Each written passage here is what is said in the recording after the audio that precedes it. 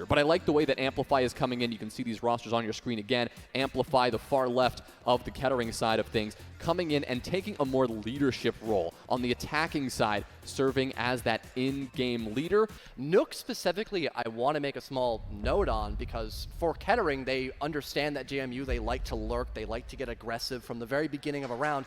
Because I mentioned this earlier, Kettering have just, frankly, not played a lot of Cafe. So A, there isn't a lot of info that they're going to have to worry about, for Kettering maybe dealing with JMU in the future, because the same thing for them. JMU have not played a lot on Cafe, and it could be a way just to set up that early tempo and equalizer map, so to speak, especially when you're in that land environment and it just leads to so many new obstacles you might need to deal with.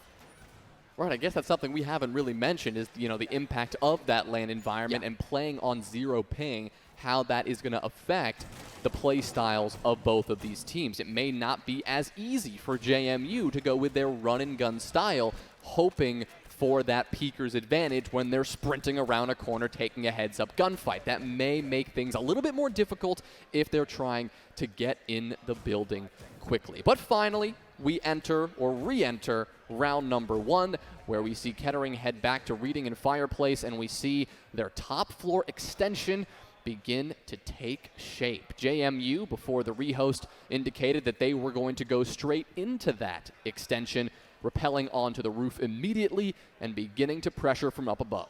And with JMU, again, having all this utility to deal with that extension up above, well, they might just flat out ignore it, Joan. It seems like they might want to try to set up that rush I talked about earlier from the snow doorway. This could get dicey. Oh, here they are going to go, but it looks like Derp had some kind of read on that. He'll deny the first, but eventually get dropped. Blue Key, he's going to go for this plant in the middle of the site with insufficient coverage, and that is not going to work at all. Immediately shut down. Havoc is torn apart as well, forced to fall back. It's Shadows and Havoc. All that remains after an ill-advised rush attempt off the bat from the Dukes. We knew they were going to do it. We just didn't necessarily know it was going to come out in round number 1. So it's Kettering University who start things off with a strong and confident defensive hold. It's something we talked about as well, Jonah, earlier in the run of show. It was Kettering anticipating those kind of rush plays by JMU throughout any moment in their attacking half, and that shield specifically put in the middle of Reading Room was tailored to stop anyone actually entering in from Reading Room, whether that be from a rush in the first 30 seconds of the round, or when it comes down to the final 30 seconds, when you've already cleared out that entire top floor and you're looking to execute into the bomb site and get that plant down. No matter when Kettering were expecting that push, they had the right utility and they had the right positions to shut down that execute and get the round win in a rather clean way as well, only losing a single player. Well, in case you doubted all of our conversation about the aggression to everyone at home, now you know that that was fully accurate. In round number 1, JMU doing us the kindness of making sure that we knew what we were talking about by playing as aggressive as possible, although maybe not to the results they were hoping for. So, hoping to revisit that in round number 2. This one, a top floor attack is what they'll have to get underway. Kettering shifting things up above to Bar and Cocktail.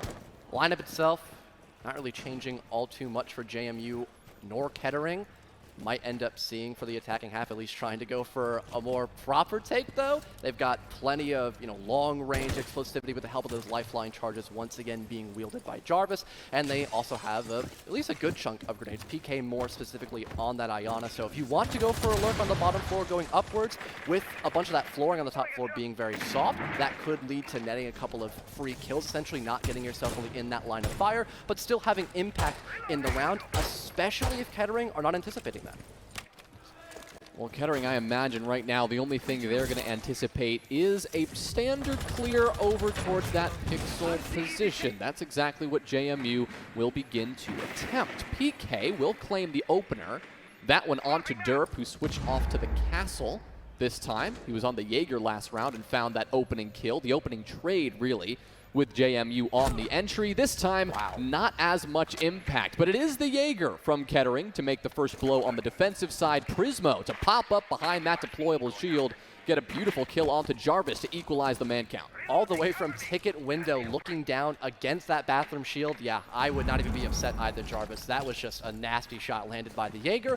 Eventually, though, JMU are still looking to poke their way in through Cigar Lounge, now heading into Piano itself. They still acknowledge that presence of the deployable shield, but with Jarvis eliminated, they don't have anything to really deal with that at the moment, especially now losing out on that man advantage. Another kill is racked up by Kettering, and Prismo just still continues to be a problem, especially that bulletproof available, still giving off loads of info. Yeah, they've lost Shadows as well. They've lost the Rotero drones and the explosive power that they wield in any situation like this. That means that deployable shield is going to stay up. Kettering are going to stay in position, and they're going to rack up kills just like that. A clean 1, 2, 3 to finish off the round from Kettering. They'll take 2 in a row. And it's what we both mentioned, having the Zofia and Flores gone, along with PK, who, yes, he did have grenades to get rid of that shield, but he wasn't in the right position to do so. That allowed this player who you essentially assumed to either fall back or just simply die at some point in the round playing in Bathroom. He prolonged that push into Piano completely. And not only that, once they had the man advantage, they were getting a bit more aggressive inside of Piano. They were just completely collapsing on that one location of the map, and that was really the only thing that JMU had on their record book for round number 2, was just getting inside a Piano, but that was eventually their resting place, so to speak, as nothing else was done, and the round just completely lopsided against them. Yeah, round number 2 there towards the end, exactly what JMU need to be careful of, because it's exactly what Kettering exploits so well. Again, with a newer team, that coordination, your ability to push into the site, dealing with utility at the same time, it's not going to be maybe quite as neat and tidy as you would like. Kettering know that, and that's why they're going to wield the clock as that 6th defender to their advantage as best they can. If they can put JMU into these uncomfortable spots where the time is working against them, I think they're going to win the round more times than not. It's got to see how JMU can play disciplined siege if they want to win this game, or at the very least, how to force Kettering to play their more aggressive style of gameplay. And I love this setup by Kettering as well. They're expecting a direct take. You have the Tachanka for that immediate set of denial, and the Kaden Mute to just try and prolong that back wall heading into Kitchen to be just stopped as long as they physically can, and having several different Nitro cells, as, again, for just more plant denial. This could be huge so long as the Ying cannot create enough space with those Candelas. Well, we saw those Candelas come out, but we didn't see any action on the back of it. We used those Candelas to take space, to blind defenders and force them back.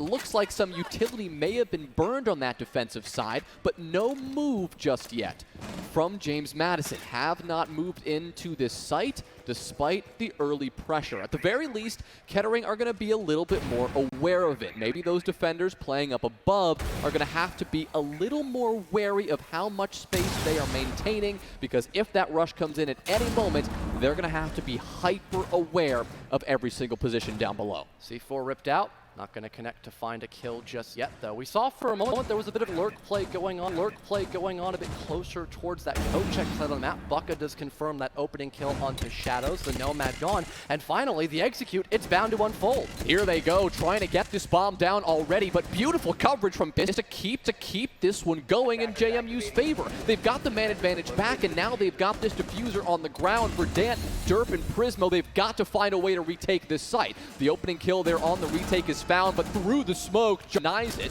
Derp, now the last player standing, with Prismo falling on the other side to Havoc. The Mozzie gonna need to pull off a miracle here. 3 defenders right now, attackers turn defenders, lined up on the other side for him. He finds one. Havoc lying in wait, though, will take advantage of a well-placed air jab. That'll do it, and JMU will finally get on the board. And for Kettering, it's really interesting that they didn't want to bring out the Warden, maybe not seeing that Ying for the round 1 rush, that thought maybe JMU don't want to bring her out at all for Cafe, so they instead invested in just another operator that could bring out a Nitro cell. Now the same mistake is not being made again. Amplify insta-locking that operator I just mentioned. But if we saw the Warden, that would have been a hard counter for those Ying Candles, for those smokes that both the previously mentioned Ying and the Thermite had for that round. And maybe there could have been a bit more of a bite back during that retake for the execute, because Kettering, they did start off with that opening frag by Derp onto Shadows, but after that, it became rather stagnant. Well, that's something about that first floor kitchen site that I think is part of the reason Kettering avoided it to their last choice. It allows for easier direct approaches from the attack. That is exactly what JMU excel in. If they want to have that same success on round 4, round 5 as we continue throughout this map, they're going to have to keep that energy with them, that very direct approach, if they want to have easy access to the objective. In the same vein, Kettering, maybe they don't go downstairs again. Maybe we see them pick out mining and dining rather than that kitchen site in an effort to use that whole map to their advantage. And that site is a bit of a double-edged sword in mining room because you have that window that leads from the outside towards the AC balcony. Just instantly you're in the objective and can maybe get that plant down. That could be a bit of a bait and switch though, hence the term of that double-edged sword. You are expecting an instant rush because how close the bomb site is to those attacker spawns. So you could use that to your advantage, or if you're not fully prepared, that could end up being your own demise. Kettering, like I mentioned earlier, not really changing all too much for their lineup here on this 4th round. And JMU seems like they're going to not just swing it for a last-second rush attempt, which I think someone during the prep phase probably called for that rush, which is why they weren't fully prepared to get into it until about 30 to 40 seconds, which gave Kettering the opportunity to just realize what was going on. Well, Jarvis will be working his way up into piano, beginning this vertical presence, but Bucka through the wall, the headshot wall bang out of nowhere to shut down arguably the most important operator in this entire clear. That's your sledge gone. Your most important source of soft destruction out of this lobby. Yes, you've got Bucka as a retaliating blow, but what's it going to matter if you can't even get closer to the bomb site with the loss of both Jarvis and now PK. Amplify will tack on another, removing the Thatcher from play entirely, leaving Shadows and Blue Key to fend for themselves in a 2v4. Shadows looking up above. He knows that somebody is positioned over in Cocktail, but he can't quite land the shots. Minute 20 left to play with, but a 2-man disadvantage. Gonna be tough to crawl out of this hole. JMU just so many issues to deal with right now. Finally, the castle barricade gets open, but it doesn't really seem to help out all too much for JMU. Derp finds a nice shot onto Blue Key, leaving now just the lone Dokkaebi of Shadows. Try to win this 1 versus 4. Sure, they've got a minute to gather info and maybe get some isolated kills on the top floor, but besides that, there isn't really much going for them. Yeah, Shadows really hoping to pull out a miracle, but it's not going to happen as Amplify will deny it, and Kettering University will take another round, extending their lead back to 2 at 3-1 overall score. Again, Kettering playing that style of gameplay beautifully, forcing JMU to clear from the top down. And like we hinted at during that rehost, early before this game even started, applying early pressure to those attackers working their way in by themselves. Jarvis, isolated, extended, and a little bit alone. Bucka, albeit maybe luckily through the wall, took advantage of that beautifully by applying that pressure, making sure that if nobody is there in position to trade Jarvis, that he is going to get that kill and he is going to make JMU pay. Truly just setting up mini games on that top floor, not only from the presence over by Cocktail and Bar, but also having someone holding the hatch over by Train, looking up into piano. So when you see that Jaeger fall back, you think, okay, free map control, let's push up. You still have that extra factor that you might have not accounted for, allowing another chance for Kettering to score a kill, which they did exactly that. Now you've got a 4-on-2, and you don't have a lot of utility to actually get past all these reinforced walls that have mute jammers behind them because there's nothing to destroy the mute jammers themselves. So now you're forced to funnel against this top floor extension that Kettering have been preparing for the whole round, and it just leaves you little to basically no options. Well, in theory, round number 5 for JMU could be a little bit easier because rather than having to clear that entire top floor and then shift their attention to the second, the site is on this top floor. It's Bar and Cocktail. If they can make their way upstairs, they've already got the bomb site under wraps, at least in theory.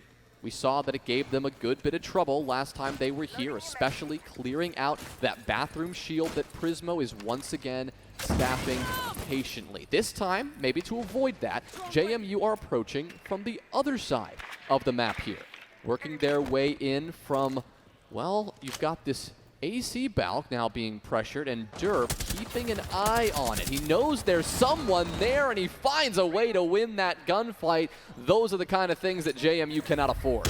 JMU with the bottom of the top clear so far. Not working all too well for them except for that vertical presence, but those angles, they work both ways. Amplify, the SMG-11 scores himself 1 kill, looks for a second, but the grenade is there to greet him before he finds that kill in the player up towards the rappel.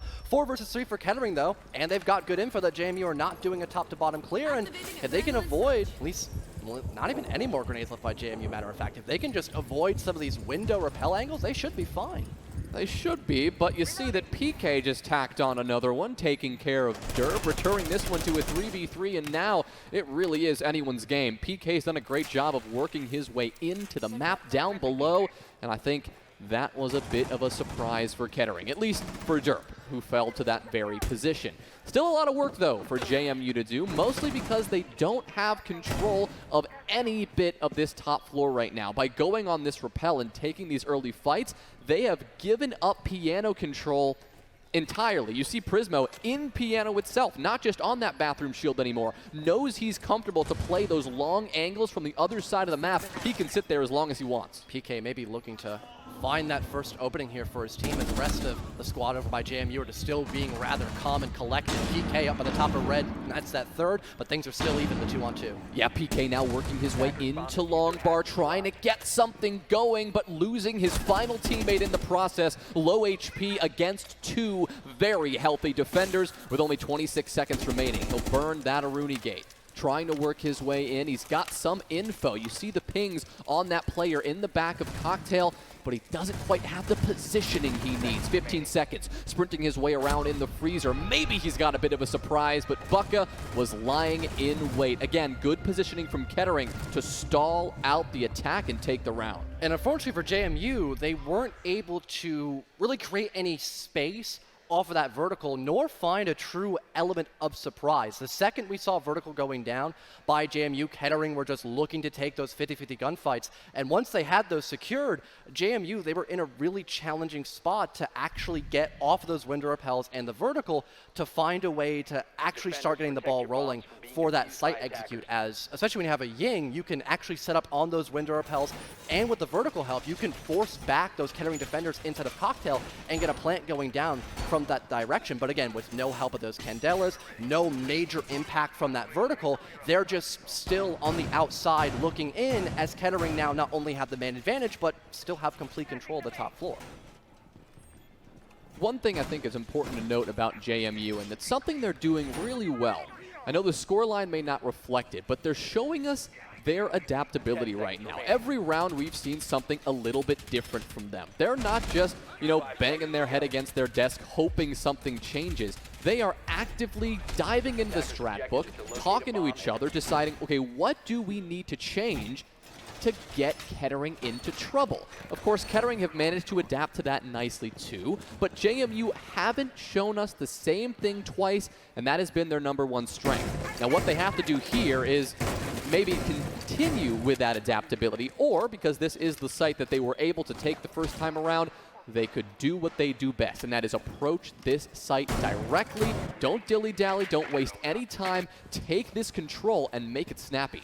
JMU also not completely committing to that top floor. Still the thermite, so you can either start that attack in the bottom floor, maybe leading towards, the garage side of the map once you get that vertical play down, or if you want to go back to what you did originally, head in a bakery and get that double kitchen wall opened up, that's not a bad idea either. You still have all the right utility to confirm that, but like you mentioned, JMU, they're just looking to change things up. But Kettering, they know that they don't want to give up that map control essentially for free, but it's now costed them a negative amount. PK able to eradicate the Warden off the bat. Sure, he wouldn't have been too helpful against his composition, but it is an extra gun that you could have used. Yeah, and Amplify's been putting up some pretty good numbers. Top fragger right now for Kettering at 6-3. He's not going to be able to make an impact in this final defensive round for Kettering before we switch sides. Still pretty even, though, in the overall scope of the round, because, again, that time is ticking against JMU, and they are still working their way through this map and making progress, using that breaching hammer and capitalizing on the fact that, until now at least, Jarvis is still alive. 2 more bodies will drop, one on the side of Kettering and Shadows on the side of JMU, but that quick trade means that JMU still have the edge by 1. Air jabs deployed, making sure no one can retake that top floor safely, at least without giving away some vital information for JMU once they're still finding these angles up above. Kettering now forced to at least transition where they want to set up for this last chance of scoring a 5th round in the first half, and really making things complex with the help of that sledgehammer by Jarvis. An angle found out of Prismo, but still having that bomb chassis, he can evade these troubles for the time being, but really it is only a matter of time, Jonah. Yeah, Prismo's in a load of trouble. You can see him getting picked apart behind that bomb. He's now down to essentially 1 HP as the explosives continue to rain in from above. But yes, he is still alive, and all it takes is one pump of that Mossberg shotgun to change the course of the round entirely, so JMU need to be careful. Blue Key, though, will step on up, taking care of Derp for good, leaving Verdant and the low HP Prismo to fend for themselves in a tight spot. 20 seconds, JMU, they are starting to make a move, and this pressure from above is freezing Kettering in place. Prismo, an act of desperation, he's gonna jump out, but that's the diffuser. He's got the bomb down in only 10 seconds. He needs to hide. 8 seconds and counting. He just needs to stay alive, but he cannot do it. Havoc makes the right move, and they will hang in, taking that one by the skin of their teeth. A great attempt by Kettering, but alas, it wasn't meant to be a victory. JMU, at least they did well on both double kitchen attacks, but now they get to try their own on the defensive side of things. And moving back over for Kettering more specifically, I am interested to see how their info game is going to pan out. That was a big thing we've talked about countless times, not only with the broadcast itself, but the players of Kettering, seeing what they're able to scope out in terms of how the roam's going to work for JMU and how they could utilize that info to maybe work an opening pick. And again, with the game being so tempo-based for those gunfights now in R6, that could be a great way for Kettering to maybe mop the floor and just get map 1 done before we even thought about it. Hey, let's not get ahead of ourselves. Yeah, that might be a bit of a John. gas curse, but I think that Kettering, I mean, this is where the game really begins for them. Because JMU, in theory, if that aggressive style is going to transition and translate over to that defensive side, Kettering, they're probably in for quite a surprise. Because if you're JMU right now and you found a couple of those things that work, if you bring that same aggression on the defense and you force Kettering to chase you all over the map and track you down, that's another great way to burn time. It's not just about utility and sitting in a corner. If you force them to track you down, to use those drones and identify the position of every single defender, that can slow Kettering down considerably. And it's something that Jarvis might be looking to do, as you can see him lurking down on that second floor for now. Interesting position for the smoke, but hey, free kill doesn't hurt anybody, so to speak. JMU, it seems like they're not going to get too hectic, at least this top floor, is how utility-based their lineup looks as of right now. And Kettering looking to maybe deal with that head-on. They've got the right tools for the job, so to speak. You've got the flashes to burn off those ADS and Surya gates. You've got Rotero drones for all those shields that JMU are currently bringing up to their roster. Maybe even the bulletproof camera, which for JMU on their attack was a huge concern. Having all that info for Kettering, it really just led to this perfect storm of success. And Bucka could have maybe helped been that perfect storm for Kettering, being on such an aggressive roll of that Ash, but he's already dead to rights in the first minute. I think he was trying to do a good old-fashioned crouch walk on the Ash up the white stairs, something you don't usually see on Cafe, but again, when Buck is comfortable, he will throw anything at you if he thinks he can sneak by one there. But it won't happen there for him. The Ash is gone. And JMU, with that kill, they feel a little bit more comfortable to work their way around the map, too. You see PK also taking a position downstairs. Yes, spotted out by Amplify, but holding that position nonetheless, hoping that a Nitro cell sent towards the ceiling could find himself a kill. And Havoc, I guess, hoping to get aggressive, too. It's not going to work for the Jaeger, though, as he will fall. Kettering just now starting to do this piano over clear. Still loads of info for the defensive side of JMU. And if Kettering are not able to actually push away those defenders still stacked up by Bathroom, I could assume, this could be a really challenging attack to go in from, especially now having Derp desperately low on HP. One Surya Gate or one bullet would pretty much just put him down 6 feet under. Yeah, now that he's been picked up out of that frost mat, like you said, very vulnerable for the remaining 45 seconds in this round.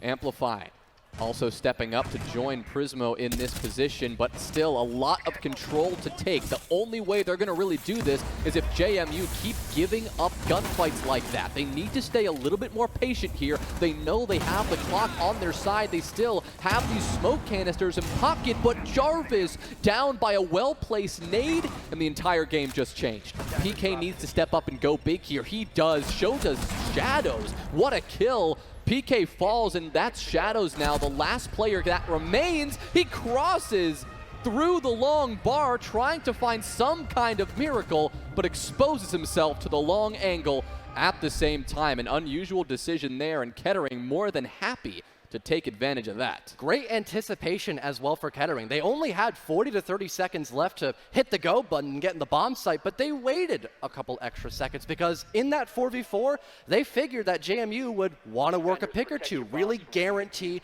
that they're the ones in that first place position for round number 7, but with Kettering expecting that, it wasn't just a free kill confirmed by JMU. The attack grants themselves that opening man advantage, and on top of getting the 4-on-3, but then injuring the person by Freezer, who is basically just stuck on an island. No one's there to cross in time safely. It sets the path completely clear for Kettering to just walk in and get the job done. Well, that's exactly what they did in round number 7. And they'll be looking to do the same thing here in the 8th. 5-2 right now. Kettering putting themselves nearly on map point. If they can just pull out one more round here. It's going to happen on Kitchen down below, as JMU will not be messing around with Reading Room and Fireplace Hall, something that Kettering did on several occasions to pretty good success. Instead, JMU will be taking a similar lineup, but one that will have a bit more aggressiveness within it. Yes, they've got the Tachanka, Bluky, who's going to lurk down below the entire time, but in addition, you've got Shadows and PK on the Oryx and the Alibi, respectively, tucked all over this map, trying to be as pesky as possible. Speaking of peskiness, you've got Prismo on the Twitch. Could be a great way to burn through some of those ADSs, and more specifically, those Goyo packs, for the most part, those are set up to slow down that execute towards the late round, which with Kettering opting to go for this top floor clear, that could waste a lot of time if they weren't so good at hitting their shots on land. As Derp, wow. I thought he found that double kill, but it was actually Bucket to get the final confirmation there on Jarvis. But still, fantastic opening by Kettering, eliminating both roamers on that top floor. And now, if they can get those Vulcan packs destroyed at a good time frame too, there really shouldn't be much to slow them down. Yeah, to me, this was a test for JMU as to how this playstyle might translate onto a map like Oregon. How well can these roamers play together, play those positions, but also play their lives? It's so important that you keep these guns up, especially closer to the late round as that time ticks away. Thankfully for JMU, the Dukes will hang in as PK gets one back, his 10th kill on the map so far, by the way, John. Far and away the top fragger right now on the side of JMU, but Kettering still with that man advantage, and a minute 20 is still a lot of time to work with. They've got some intel. They still have 7 drones in pocket, and that's what's hopefully going to allow them to take the rest of this map control relatively quickly. They now cleared out the top 2 floors, and they can shift their focus to Kitchen. And if they were able to keep that barricade closed too, they could just ignore the Alibi and try to hit the site in a 4v2. That would have been a great position for Kettering, but it still looks like they're trying to finalize this attacking setup, still getting vertical down with the help of those breaching charges, still bringing out their drones to gather some extra information, and that's going to give the opportunity maybe for PK to get back to the bomb site and still be a threat. Well, you see the Twitch drones, really good use from that, taking care of these Vulcan canisters and allowing the clock to really burn away early, but give themselves some good time towards the late round. Amplify solidifying that with another. Havoc will fall too, and although Amplify is taken care of now by PK and his 11th kill is found, not sure if he's going to be able to do much more. He's got Bucka on low HP, but he doesn't have the intel he needs to finish off the other 2. That's Prismo with the fatal blow, and it is Kettering bringing the energy and putting themselves on an early map point at 6-2. It's that intel focus that Kettering knew they had to bring that is paying off now that they've shifted over to the attacking side. That's why they're up 4 rounds right now, and they have 4 chances to close out this map before we move on to Oregon. We need to see a response from JMU now, not only for their hopes on this map, but possibly for their hopes on map number 2. Once again, another complete change by JMU as well with their lineup, not having, you know, the Alibi or Oryx as that initiative kind of player off the bat. Instead, they're being a bit more chillaxed about where they're setting up, more specifically really focusing on that bottom floor and trying to bring out a couple castle barricades in place to just deny those long lines of sight, those big cutoff angles that Kettering have liked to use so far in this first, or second half I should say, pardon, this first map more specifically. It's now going to be much more challenging for Kettering to actually get that confirmed in their use. While crossing that 1 minute mark into the round, we see that Kettering have made steady progress, but now here comes the challenge. It's Shadows who walks up the stairs into the face of Derp and greets him with a shotgun. You don't usually see that from the smoke player, whose job is to stay alive until the very end of the round, but it paid off for Shadows, as he will find his second kill and get the opener in this very important round for JMU and put Kettering on the back foot early, losing the sledge. Luckily for Kettering, though, despite losing their main soft destructor, they have 6 different breaching charges where terror drones can be used for vertical, and if really needed, Amplify Selmas can also get a bit of angles on that top floor. It's more or less just losing out on a gunner for your team and maybe speeding up that process of the vertical. It will take much more time for Kettering in this 9th round. Seems like, though, they're already prepared to start that rotation down in Bakery, where they've got at least PK currently manning down the front in that position. I believe he's now fallen back, perhaps? Yes, he has. So wasn't really much of a defensive hold by JMU. I guess I just want to play numbers here. Smart to shift that up. Kettering maybe assuming that JMU are going to jump in their face again and take these fights. Instead, JMU have slowed it down, and well, as such, Kettering have been forced to slow down too, moving through the map a little bit more cautiously than before, thanks to some good training from JMU in that last round, I suppose. 30 seconds left to go, but there's still vertical being used here by Kettering. That could maybe score them the player by prep, and it does. 4v4 now, it's still half a minute. Losing Blukey, that's gotta hurt. You know, you don't have that gunner right up to deny this default plant, and that's gonna give Kettering the control they need to get Verdant into position. PK, again, he is on a heater on this map, and he is not slowing down. There's 2 kills off screen. Verdant finally able to get one back, but Havoc has an answer too. Last player alive for Kettering has only 5 seconds to recover this diffuser and get back into the site. It doesn't look like that's gonna happen. Instead, he'll chase for this kill, but he knows it is over. Round number 9 goes the way of JMU, and they will stay alive here on Cafe, at least for now. And for Kettering, again, just not having a lot of time to diversify their attacking clear, there were still positions like Kochek, which can be a huge issue for you to deal with when going in for a Bakery clear, or at least direct take, I should specify. It doesn't make a lot of good options there for Kettering, as you've got all these crossfires across the map built up by JMU, and PK just being an absolute menace, constantly rotating and just leaving more obstacles in the way of Kettering. Just wasn't a round that was meant to be for them. But they've got a couple rounds to bleed. You know, it's 6-3, still match point, so it's not really the end of the world. If they want to make this one happen, JMU still need 3 rounds in a row, and that means putting together a clean defensive rotation, sweeping Kettering out of their next bomb sites of choice. Unlikely, but not impossible. We did see a little bit of a weakness there in Kettering. Maybe they were expecting more of that aggressiveness, and when they got more discipline, they didn't freeze under the pressure. Maybe they just got chilled under the pressure. They did slow down a bit, and it did get them into trouble come the execute phase of the round, where they just didn't have enough time left to work with, something that they desperately need when so much utility and still so many bodies are up on the board for James Madison. Kettering now not opting to bring the sledge, not a necessity, since again you still have tons of vertical that you can build up with those Ash Sophia charges and breaching as well. At least they're not forgetting about the grenades though. Prismos is on that Ayana, so that can still lead to a lot of good information. And for the most part, Kettering, they've been rather solid in terms of locating that initial threat and then dealing with it after you have either a regular drone or one of those Gemini replicators quick to follow in on that first line of defense. Interesting to see how Kettering might want to develop that first entry kill, but so far they're taking things slow and just setting up some more cutoff angles before they eventually drop down into the building itself. Yeah, finally actually getting boots on the ground and taking this space up on this 3rd floor. It's Prismo at the helm of this push. One of these entry or rather, I guess Prisma was one of these flex players, but right now flexing onto that entry role on the Yana and leaving the normal entry roles in Bucka and Derp into their respective positions as well. Speaking of the man himself, Bucka will find the scoreboard again as Jarvis, again, the smoke, just went for a run out of a lifetime, hoping to find another miracle to bring JMU back in this one. Nope, that didn't work.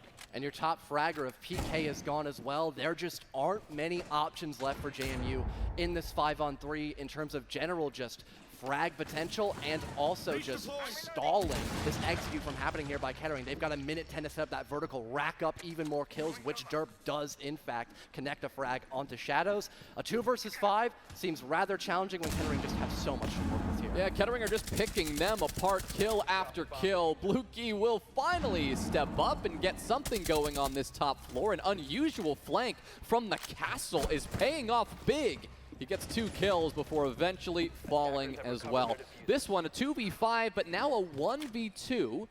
The tides have turned, but maybe not as much as Havoc is hoping. On low HP, needs to track down this planter and the coverage provided by Bucka.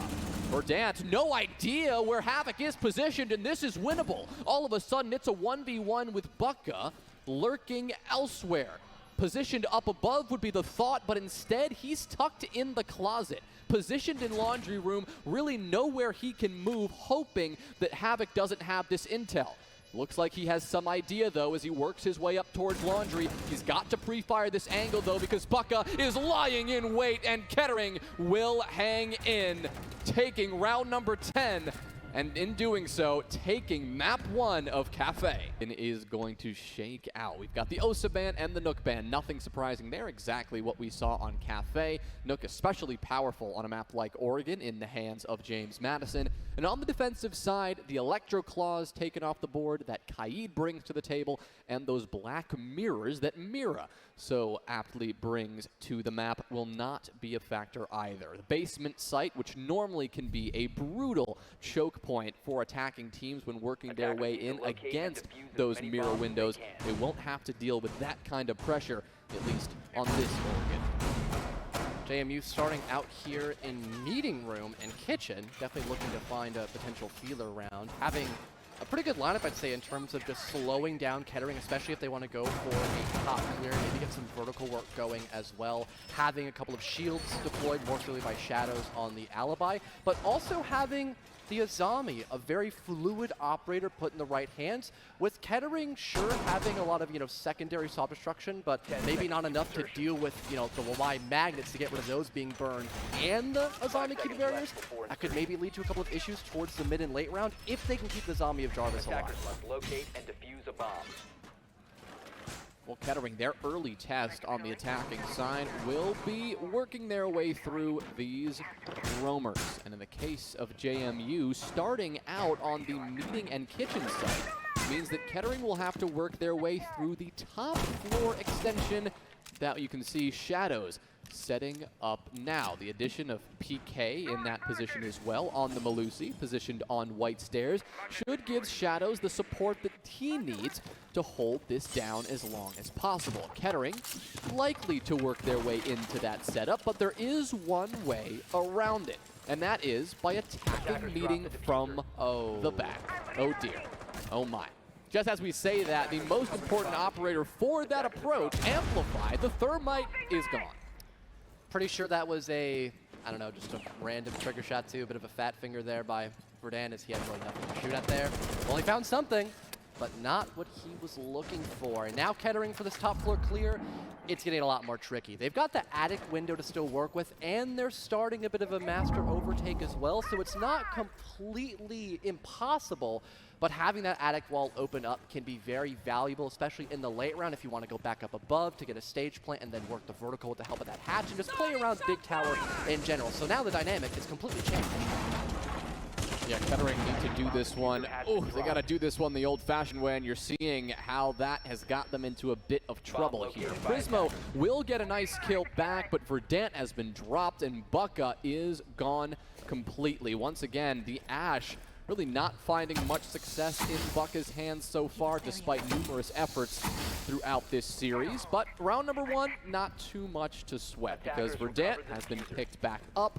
And even though he and Prismo are on incredibly low HP, well, I was going to say, at least you've got Derp to support the duo, but no, it's just the solo of Verdant and Derp to work something out. A 2v4, 50 seconds, not looking good. All those Kibas, Magnus building up over time, a Nitro cell available for Blue Key. Yeah, this just seems to be a rather challenging position for Kettering in these final 40 seconds, especially being so low in HP.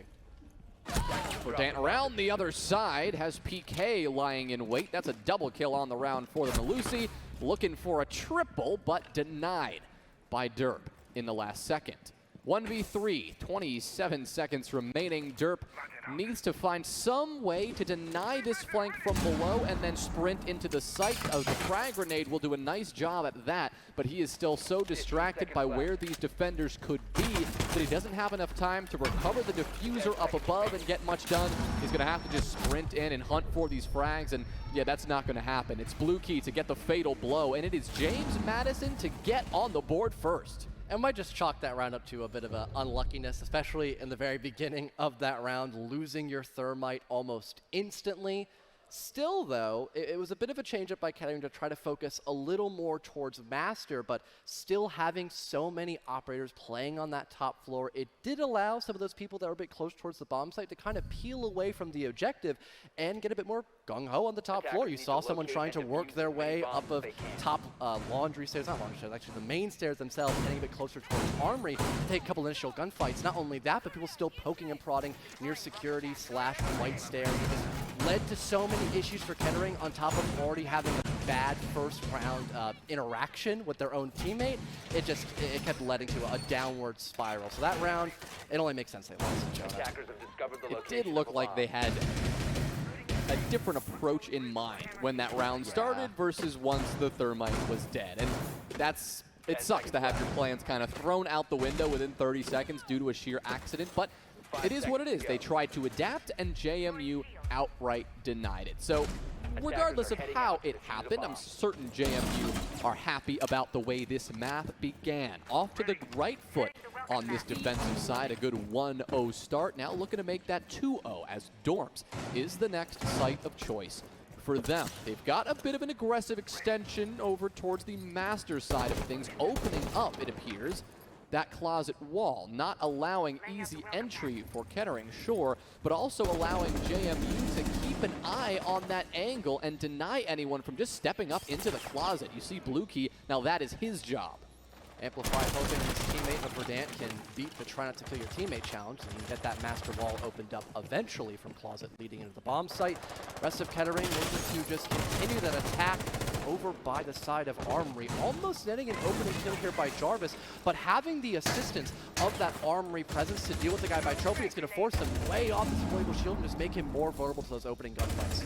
Yeah, Jarvis caught between a rock and a hard place here, feeling pressure on both sides, but astutely able to work his way out of Trophy Room and staying alive at a critical turning point in this round. Instead of Kettering being up a man, they have nothing to speak for it, although maybe they've got a little bit of control. They're using utility, and they've gained just about nothing. As I say that, though, Blue Key will finally fall. That aggressive position in closet, hard to hold for this long, and I think Blue Key realized that as well. PK will get one back, though, and return us to a 4v4.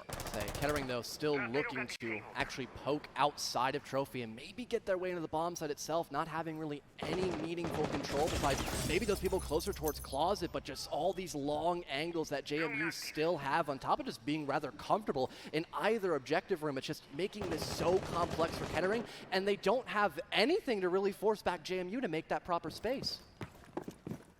Yeah, you see that Kettering realizing that. They're pivoting a little bit here. Derp recovering that drone as it was positioned in small tower, hoping that maybe returning to the site with a bit more intel could help them out, but it's going to be tough. Again, fighting against four now very patient defenders, waiting for Kettering to make the first move without a clear approach to this site, without a clear safe avenue. they're going to really have to force the issue through one of these openings. It looks like that opening is going to be top of white stairs. Somehow Derp will claim a kill in that position, but Jarvis, holding this crossfire with Shadows, will deny the next push. And then the one after that. Verdant is gone. Amplify taken care of. It is PK, Peyton King, the man of the hour, who has found kill after kill on map 1, and now map 2 will put JMU over the top 2-0 to start. JMU taking full advantage of what they did, not even during the action phase, but the prep phase before that as well, Jonah. Having all those long angles to work for during the mid and late round. Once you see your opponents starting to clear out from the armory side of the map, starting to work their way into master to deal with that trophy player, you have to eventually prepare for someone to maybe set up over by Addict to make sure that you don't actually lose to some sort of crossfire. Not only that, but Jarvis doing a very good job of not only playing up the deployable shield when it was just the people over by Master, but then rotating a bit closer towards the bomb site and playing along those hard walls to make sure he only had to focus on one angle at a time to grant less, I guess, moments where Kettering could maybe score that opening kill in the round. On top of that, just getting out of the death spot by Trophy, it was such a boon for JMU to make sure they had somebody extra to hold down those positions once Kettering started to rotate, when they realized that Master was not going to work out for them. Well, looking to complete a clean defensive rotation, JMU will now head down towards the basement. And this is where that intel focus that we hinted at before map 1 from Kettering is going to come into play. We've got Verdant pulling out the Zero, those Argus cameras, in an effort to combat the well-placed information denial and really just watchful eyes on the floor, as JMU have done a good job of taking care of these Kettering drones and at slowing them down from just knowing where those defenders are. I think Verdant is hoping that those Argus cameras can put him over the top in that sense. But it's certainly not going to help Derp enough. The Yana, another core component of that intel game, already gone, as PK will get his 6th kill on the board. In a position, too, that Derp used to his own advantage last round, then completely flipped the script of this position. Now the Ayana stuck on camera duty, while the rest of Kettering are still looking to get control of this top floor, but they still have so many angles to check for. I believe there's still 2 people just chillaxing around the top floor, maybe one guy a bit closer towards white stairs, just playing off of their teammates' contact, and if he needs to fall back, he's already in a good position to do so. Kettering, sure, they've got a lot of time, but that eventually will dwindle away, especially if JMU can still just sit comfortably and really force Kettering to deal with these roamers proactively. Well, the Jackal from Bucka is specifically designed to deal with these roamers. He just hasn't been able to actually make the impact that I think he was hoping for. Sure, a couple of these defenders have been forced to fall back, but I think, yeah, you've still got a couple pesky JMU roamers lurking around. You've got Jarvis still tucked up above in garage, and it looks like for now, he's gone completely unnoticed. Finally, he'll step up again on that first floor, taking care of Kettering for good. It's just Verdant and Amplify that remain. It's a 4v2, all going the way of James Madison right now. It looks like there's nothing they can do wrong on this Oregon defense. Verdant, with that information, sure, that'll help. But in a 2v4, it's not going to be enough to put them over the edge. We need to see Kettering find some kills, and as long as James Madison stays patient, those kills are not going to come. And again, just nothing to create space, nothing to break off those deployable shields that we have by JMU. Not only that, but keeping Luki alive with 3 toxic babes and only Verdant to worry about. This surely should be a flawless rotation here by JMU. Only seconds away from realizing that for good. It's Verdant, the last player alive yet again, in a 1 versus 4, with JMU staying put. They are not going to give any free kills up to this Zero. As I say that, Shadows will take the fight and lose it, but that was just Verdant working his way down through Pillar. JMU take another easy one, and that's going to force Kettering to take a tactical timeout in an effort to regroup. Rightfully so. Trying to have your opponents get such an early advantage against you is just not the right thing. And you can still have a 3-on-3 half for Oregon, so making that completely even heading into your second half, definitely not a bad call for Kettering. But JMU, I mean, they are just racking it up currently, especially PK. Already 7 kills in the first 3 rounds of play, I mean, impressive stuff. And especially with Kettering not able to fully coordinate these very extensive clears, you see the right tools for the job, Jonah, but just not enough instant coordination. You see people setting up for the cutoff angles. You see these very elaborate plays, but no one's there to comfortably make that first move without, perchance, gambling a 50-50 gunfight.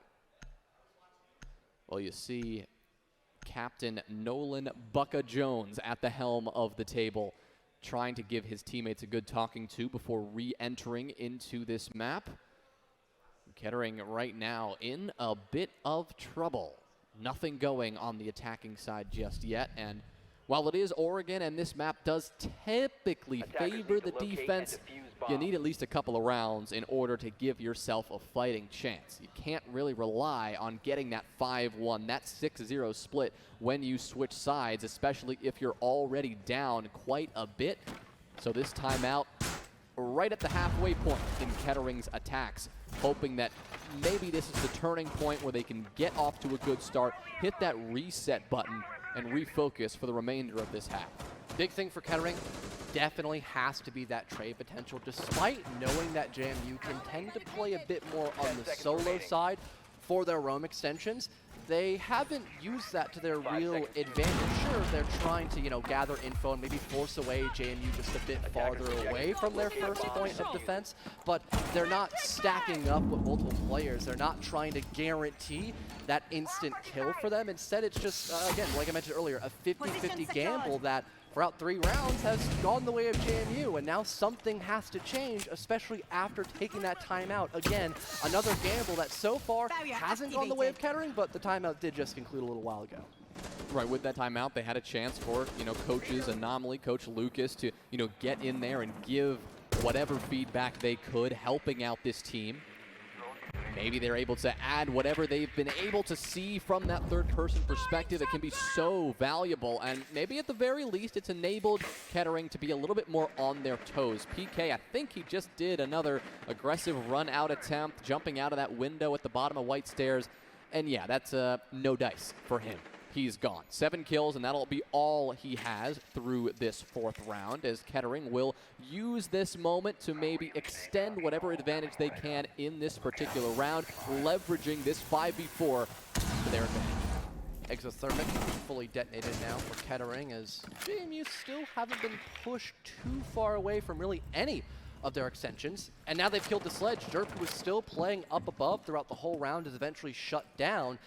Not a lot of vertical here left for Kettering, and only about a minute 30 to maybe force back players like Shadows if they want to just at least get rid of that potential threat of the roam. If not, you have that hatch to worry about when you're going in for a kitchen defuse position, and also that flank that could be building up too. You see Amplify holding this long angle through the punch holes, maybe hoping to spot out one of these JMU defenders as they're swinging or getting aggressive. It's Havoc who eventually does that very thing, gets aggressive and pays for it. Amplify claiming that kill. As he swings out, though, it's Bluekey on the coverage to support his down teammate and get that trade. Still winnable by JMU here, especially now that Bluekey gets another. It's a 3v2 all of a sudden with JMU holding this advantage, and now Shadows, knowing where this pressure is coming from, he's going to step up to support if he can. Finally, the Valkyrie is taken care of, and Prismo and Bucka will have a fighting chance at this, trying to get this diffuser down while Prismo sticks the coverage that is so important here.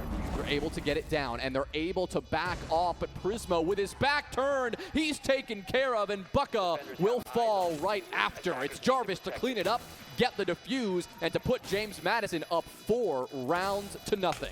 And what an adaptation, not only by Kettering to realize, you know what, this push in from the back wall we opened up into dining, leading towards kitchen to get this plant down, that's not working, let's try to go security. Not only was that a good play, but the call made by, I would assume, Jarvis there on the Azami to tell Shadows to drop. They were no longer going for that execute over by dining, and instead they're rotating towards that security hallway, get Shadows to drop down so he can be an active a proponent to that retake position, and having both him and Jarvis towards the late round to clean up the job. That's exactly what they needed to secure that round win and just still give Kettering no room to breathe. What the Dukes are showing us right now is that they are the better team when it comes to adaptability. They showed it to us in that last map by changing it up, but this is where it really matters because Oregon, this map, these two teams have already faced off here before. Kettering won it 7-3. That scoreline for Kettering is already impossible because JMU have taken the first 4 rounds. Whatever James Madison learned from that previous matchup, they have applied it here beautifully. And Kettering are floundering. Isn't enough of a change from them at any point throughout this map to show us that they have what it takes to make this comeback and then come out on the defensive side and do something crazy, right? We need to see them do this now. If they don't get these next 2 rounds, they're not going to have a much chance here on Oregon at all, and they're going to have to put all their hopes on bank. Kettering as well, with the way they're trying to secure these opening gunfights, they haven't been very dominant. It's been more or less Kettering just sitting outside and again waiting for JMU to make that first move, and it's only been a coin flip's worth of how many times Kettering have actually won that opening engagement. You know, we saw Dirt back on Kid's window, not only getting a kill into Blue Key round 2, but then round 3 just getting shut down by PK almost instantly. Finding a new way to net these opening gunfights in a meaningful way and not just allow JMU to score refrags in the late round, that has to be a make or break here going on these next 2 rounds. Well, you see that Kettering are trying to apply as much external pressure here as possible. Well, several different points on this site. So far, so good for them, but JMU unrelenting on the pressure that they're applying Kettering's direction. They are taking these gunfights, or at the very least, pre-firing a couple of angles, making sure that Kettering stays on their toes, not giving up a single square foot of space on this map for free. And that is what's going to be so important as we get to the late round here under that 90-second mark in just a moment. Bucka will claim the first one, and that's a very impactful kill because it's PK, the man of the hour, to fall first. Havoc goes down second, relegated to camera duty for the remainder of the round, and now Kettering, they've got a pretty good setup here if they want to pounce. Amplify, unfortunately down, but not a big deal. You already got that addict wall open up, and Frisco quick to respond by Master. This round might just be over and done with unless Blue Key goes big in 1v4. Yeah, nothing really he can do here. Stuck in the closet, quite literally. Yeah, Amplify is down, but that's not going to matter too much. It's a 4v1, now a 5v1 because Amplify gets recovered, and it's unclear if Blue Key's position is known. Well, now it is, so Bucka will turn on him and take care of him just fine. But Kettering, it may be a little bit too late. They are on the scoreboard, so that's something. Bucka in particular able to assist getting his teammates on the round count, so to speak, for this first half, being a bit more active in the opening minute or 2, being able to actually creep his way in from Green Hallway, get over towards the side of Kitchen, and net 2 separate kills. Again, not just being passive, not waiting on JMU to make that first move, being an actual threat during the action phase. That is what tipped the tide in the favor of Kettering to, like we both mentioned, finally get on the board, but yeah, it might be a little too late. If they can get a second round win, the first half might not be completely horrible for them, but JMU, I mean, they definitely have at least a good half and a default one of that too. Right, I'm not going to count Kettering out of this entirely. Once again, they knew Oregon was coming.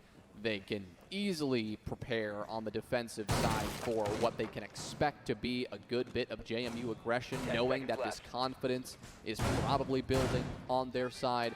But like you said, John, they still need at least one more round before we can even have that conversation.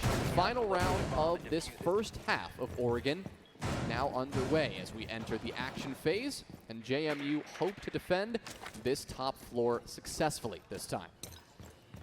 Well, starting out here, we did see JMU for a brief moment have someone roaming all the way down on the basement, understanding at Kettering last round their big win condition was that lurk being done by Bucka, so having someone who could be in close proximity to challenge that while also not giving a lot of info for Kettering, that could maybe deny that potential threat as PK once again tries to rotate down below, wastes a little bit more time potentially in the late round if he can do so, netting a kill or 2, and Amplify once again just looking to start his attack over by Big Tower, get that addict wall opened up, so maybe in late round for himself he can try to work some damage, but he has to stay alive of course as he is by himself and has a diffuser too.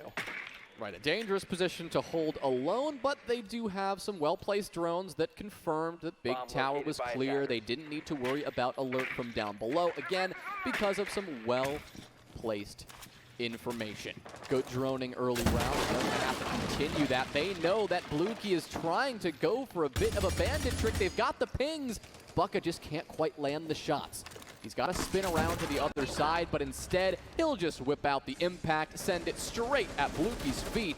So surprised that the bandit didn't try to get out of there. He knew exactly that his position was telegraphed, yet he chose to fight it. That may not have been the right call. He did waste a bunch of time, and again, some of those lifelines available to Bucka as well, so trying to get that same vertical damage done over in Kids, for example, might not be as potent compared to last round. And for JMU, a good chunk of their roamers are still alive and well. You've got Jarvis preparing for that big window hop out, as we have seen Kettering play this position religiously, and I believe there's still at least one other roamer besides that Mute playing underneath for that potential flank. Couple of nades coming in now from Kettering, hoping to maybe get some more movement going on the site, make sure that James Madison don't feel comfortable in any single position. But right now, Kettering haven't found much with that yet, aside from that early pick. And the time is still ticking away. Havoc repositioning. You do still have someone playing in games itself, avoiding now the open breach that Amplify has created. But here come those flashes. Kettering burning this utility before they eventually move in. Smoke's playing close by Bolo. If he still has a couple toxic babes, he could still just deny this plan potentially. Amplify needs to look up. He doesn't know that somebody is right around the corner, but well-timed coverage just barely saved his life. It's a 3v3 now. 2v2 as a quick trade will go out. Under 15 seconds remain, and just in the nick of time, Kettering will secure the diffuser on the ground. Losing Amplify means that Prismo has to hold this down himself against two hungry defenders on this retake, holding this long angle from outside on the master balk.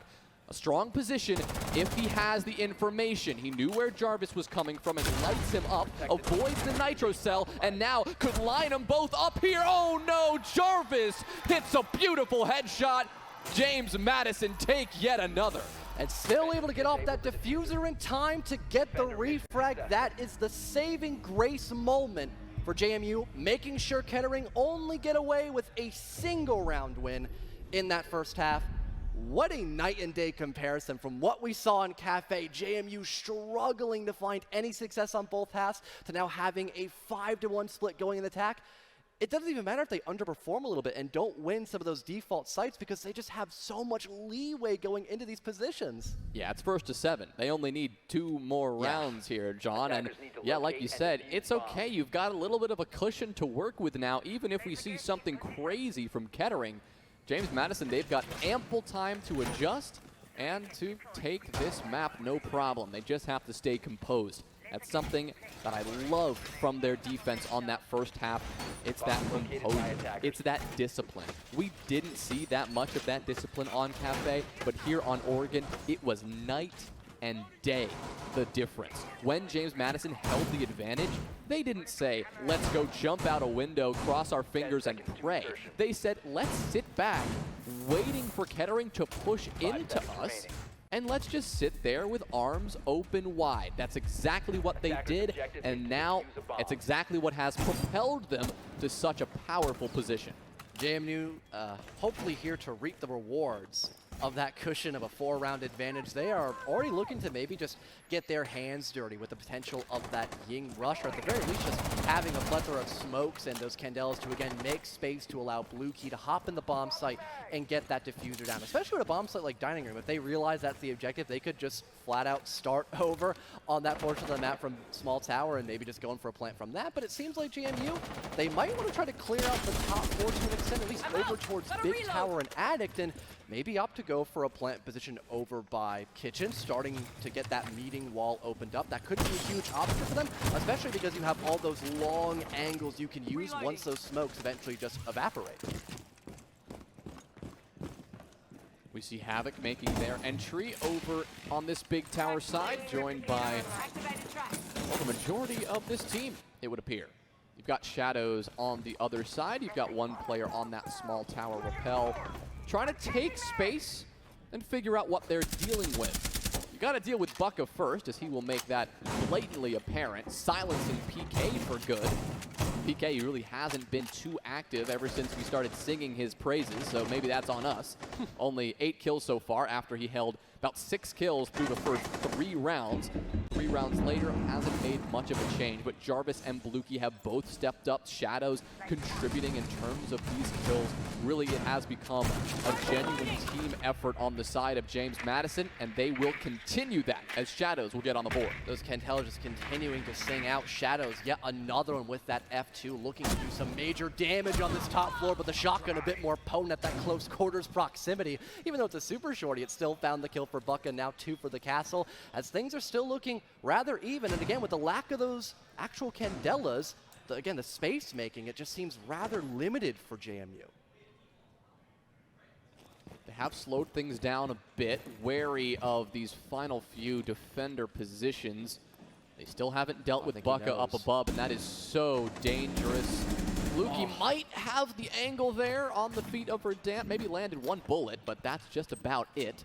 He'll now shift towards opening up this wall, but that's going to be easier said than done. We'll have to use any impacts that they've got in pocket, and thankfully those secondary impact EMPs in the pocket of Havoc will get that wall dealt with and now opened wide. 1 smoke left here for Jarvis. They could still make enough space with that, but no, the ADS catches it. They have no proper cover except their guns. Verdant taken care of here. Bluky will secure that kill, but here comes the perfect angle from Bucka. He knows exactly what's going on, and Bluky had no idea. That's a well-timed triple kill, and incredible patience from the captain of this Kettering team to guarantee the round. That's one they'll get on the board, but many more that they'll need. And that was the major issue with trying to go in for that meeting plan, is if you cannot clear out the top floor vertical, it could be a huge challenge when working in from that meeting wall side of the map. Maybe starting out from small tower, utilizing some of those Candelas to clear the 1 person behind that shield, netting the opening kill. That could have been a good bode for your first attacking round, but I'm sure JMU are not too concerned because, again, they have 5 rounds, only needing 2 more for the second half. But I think just spreading themselves too thin despite having so much utility, that was a major issue for them in round 7. So hopefully it doesn't become a bad habit for them now moving on this laundry attack. Yeah, Kettering working their way down to the basement, a site that should enable them to play a little bit looser if they so choose. In that last round, we saw how powerful Bucka was on the solo lurk up above as the castle. Not something you normally see from a castle player, but something that Bucka will pull out from time to time. JMU, now that they know how powerful that is, they're going to have to be a little bit more careful as to what may lie in wait on those top 2 floors, but at least they shouldn't have to worry too much, at least you would think, about Bucka. He is now playing the Echo, although I'm not exactly sure where he's positioned right now. You see 3 defenders tucked patiently down below on the site. We did see Amplify up above, and there he is. Bucka is down below in the closet. So positioned well, staying patient, and making sure that if JMU do want to enter in the building, Bucka will have plenty of information as to what's going on. Well, 1 Yokai deployed for the top floor to help enable Amplify to maybe get an opening kill. The Lion scan, though, able to force back Kettering as of now. Derp now dropping to help assist Amplify. So far, things not looking completely horrible for this roam extension by Kettering, but there is so much being put against them here by JMU, not only from that first floor, but someone still lurking about all the way in the top. Prismo, you see him here in elbow, knowing the importance of that blue construction hold. At any time, JMU could pivot and just blitz their way through that doorway, and that is exactly what Prismo is there to stop. For now, though, it seems that JMU are doing this one the old-fashioned way, top down, working their way through the building, and Havoc, although barely surviving that initial gunfight with Amplify, he will survive it, and he will win it. At 1 HP, he will look to add as much impact as he can for the remainder of this round, although Jarvis will not be able to. The Nomad finished off by a well-placed C4. And still able to get away, that being Derp with his life and a refrag, that's massive. You still have all these Tachanka Shamika launchers, you've got 1 more Yokai by Bucka seeing an iconic, and you still have those magnets building up overtime by Prismo. This is a massive position for Kettering, and we might even see Derp try to get a bit more aggressive, maybe trying to look for 1 more kill to really set this round in stone. JMU pivoting over towards Freezer right now, at least giving themselves more options. They got the Freezer hatch opened. I believe they've got that main hatch opened too, so they can begin what is looking to be a classic laundry execute, establishing that crossfire through the bottom of those laundry stairs and those Freezer stairs, and kind of combining that pressure to force out the defense. That's what it looks like. But it also looks like Kettering are very prepared for it. And Verdant, with these Shumika launchers, those fire grenades, could deny this outright. PK's got to utilize those nades to break the shields, but just not able to do it as of now. And Derp scores a kill. 4 on 3 now for Kettering, and it's another for Derp. Derp gets 2. That's a triple kill on the round for him, and it is PK to answer. But can he do it all? Stepping up into a crossfire that Kettering had built, and he will fall as a result. Shadows from behind tried to make something work, but he just couldn't find enough kills to make it happen. Kettering keep themselves alive here on Oregon, taking 2 rounds in a row. And it didn't really seem like there was a lot of safe positions where JMU could actually destroy those shields. You do have the grenades in the hands of PK, but you have to drop down your gun and wide swing a double door where there are defenders actively holding a crossfire. You are just setting yourself up for failure whether you break that shield or not. JMU realized that, and they were just hoping, well, maybe Kettering just get over aggressive and we win the 50-50 gunfight. That didn't happen. Therefore, Kettering score a very safe round on that laundry room defense. Now kids will be in play. Kettering hoping to maybe get that flawless sweep, get a bit of sweet revenge against their rivals of JMU, and it seems like, speaking of JMU, they have a Ying out once again, and no Warden, shockingly enough, either. Right, seeing Kettering through the operator bands take off the Nook made sense. But it also meant that the Ying stays on the boards. And a Ying in the hands of Jarvis, in the hands of JMU, is deadly. It's what we thought we might see on Cafe. We saw 1 or 2 instances of that Ying, but it never really took shape.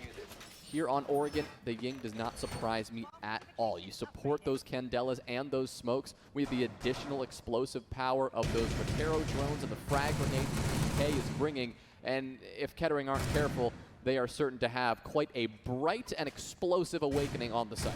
And I'm really shocked that JMU have not tried to lurk all too much during these attacking rounds. Although, again, the Nook has been removed by Kettering, it doesn't necessarily get rid of the play style. If we had maybe seen some sort of lurk over right backstairs, that could have been a completely different round on the 8th one, but I guess so far diving into this Kids clear, pardon for Master, Shadows has already removed that trophy player and is looking to maybe take a gunfight if Amplify overextends. Yeah, it's not lurking, it's simple aggression from Shadows that will pay off. Look at that, the confidence to step up and wide swing that doorway with the defense, in theory, lying in wait. That's something else. Shadows making an impact here, a serious one, now that we've shifted over to the attacking side, and that will put JMU up by 1 going into the last 2 minutes of round number 9. Still a lot to do, but that's going to make things much easier now that you don't have to deal with that 5th defender stalling you out on this east side of the top floor. And what options do Kettering have to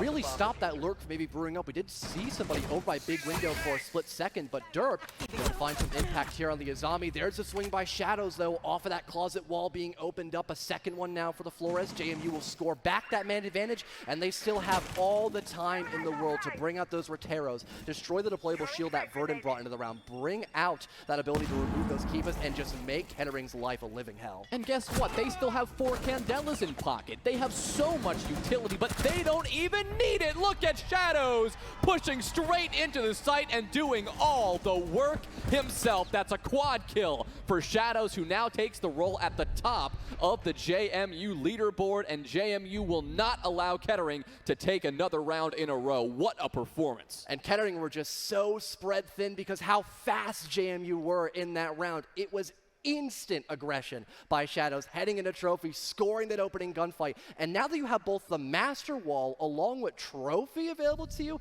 there's just so much room to thrive there. Not only that, but having someone on big window, so you can't see anyone get really too aggressive to slow down JMU. They just had all the cards stacked up in their favor. It really felt like they were the house in that game of poker. And now Kettering, they are just 1 round away from maybe being forced onto bank, but dining, it was a pretty decent bomb site for them, all things considered, in round number 7.